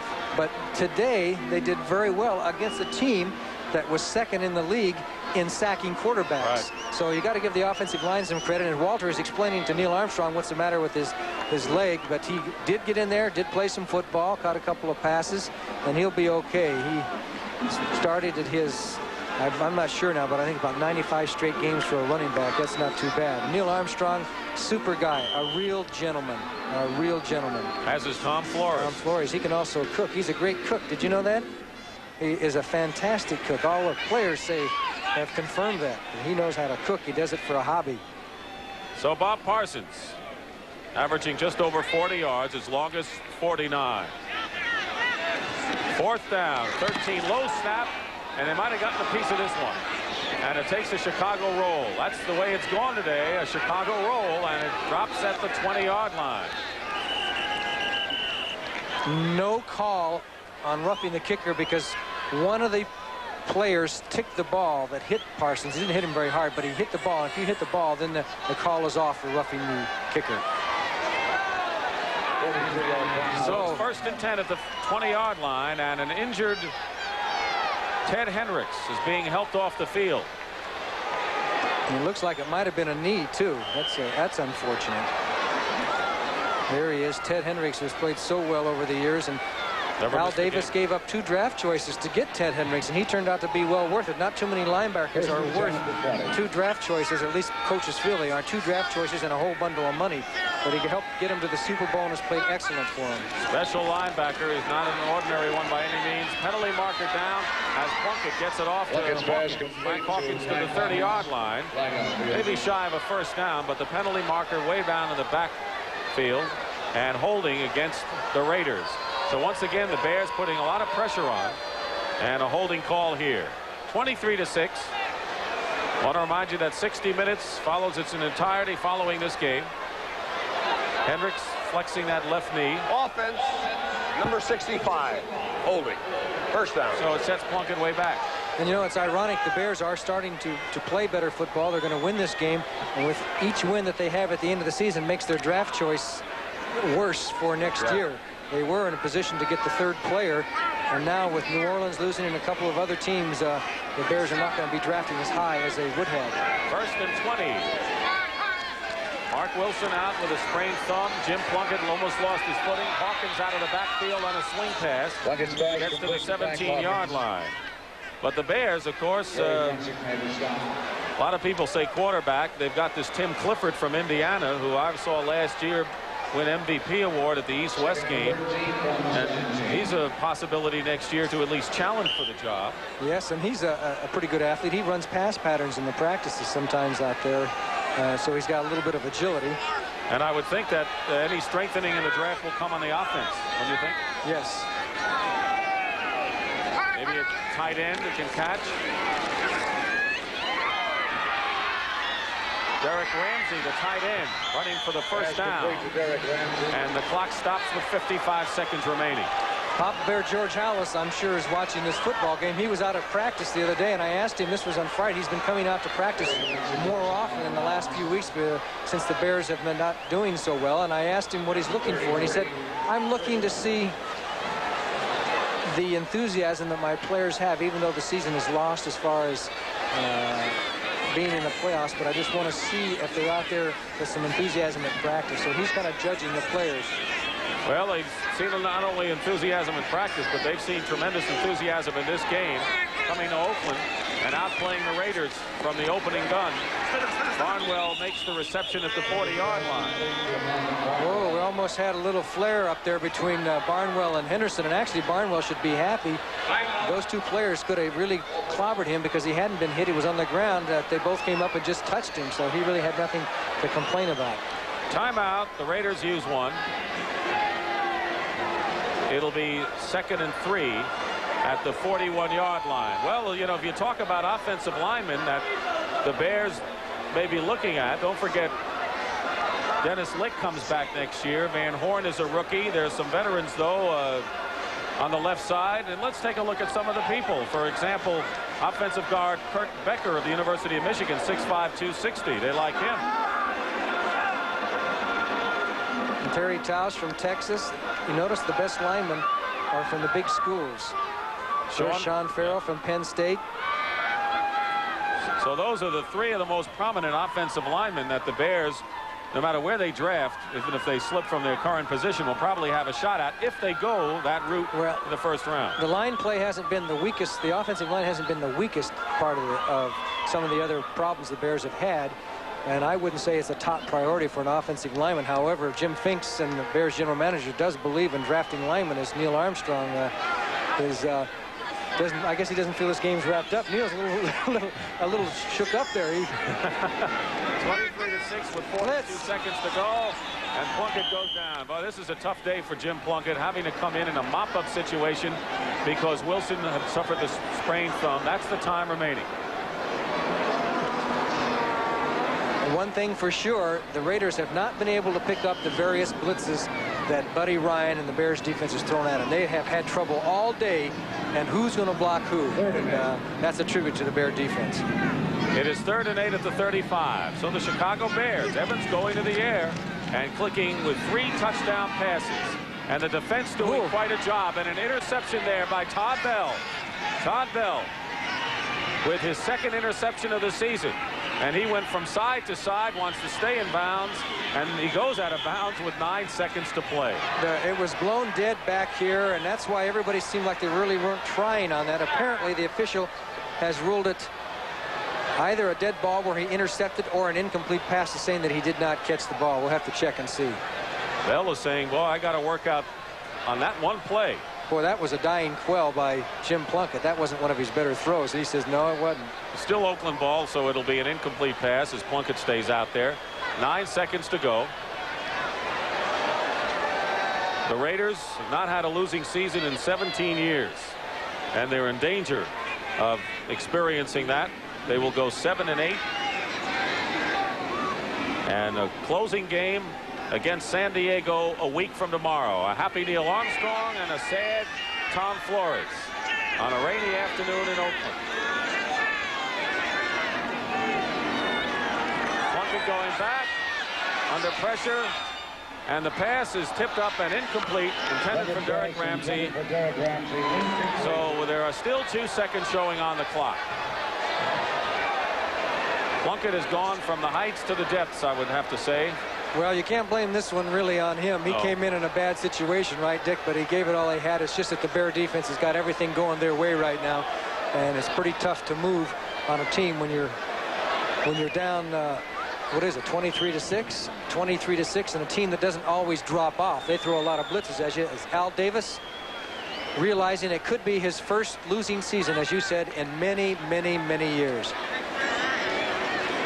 So this will be the last play of the game as the Chicago Bears will go 5 and 10 on the year. The Oakland Raiders 7 and 8. Don't forget, next Saturday, the Dallas Cowboys and the New York Giants. And it all starts with the NFL today as the Bears go 3-0 against the AFC West as they have defeated San Diego, Kansas City, and the Oakland Raiders by a score of 23-6. And Tom Flores leaves. So does Neil Armstrong. 2nd win in a row for the Chicago Bears, and Al Davis can only mull what might have been. And this is not the Raiders' year after winning the Super Bowl. They were officially ousted yesterday when the Jets beat Cleveland. So the final score is 23-6. For Johnny Morris, this is Dick Stockton saying so long from Oakland, California. And now we go to Dan Rather in New York for the latest information on the crisis in Poland.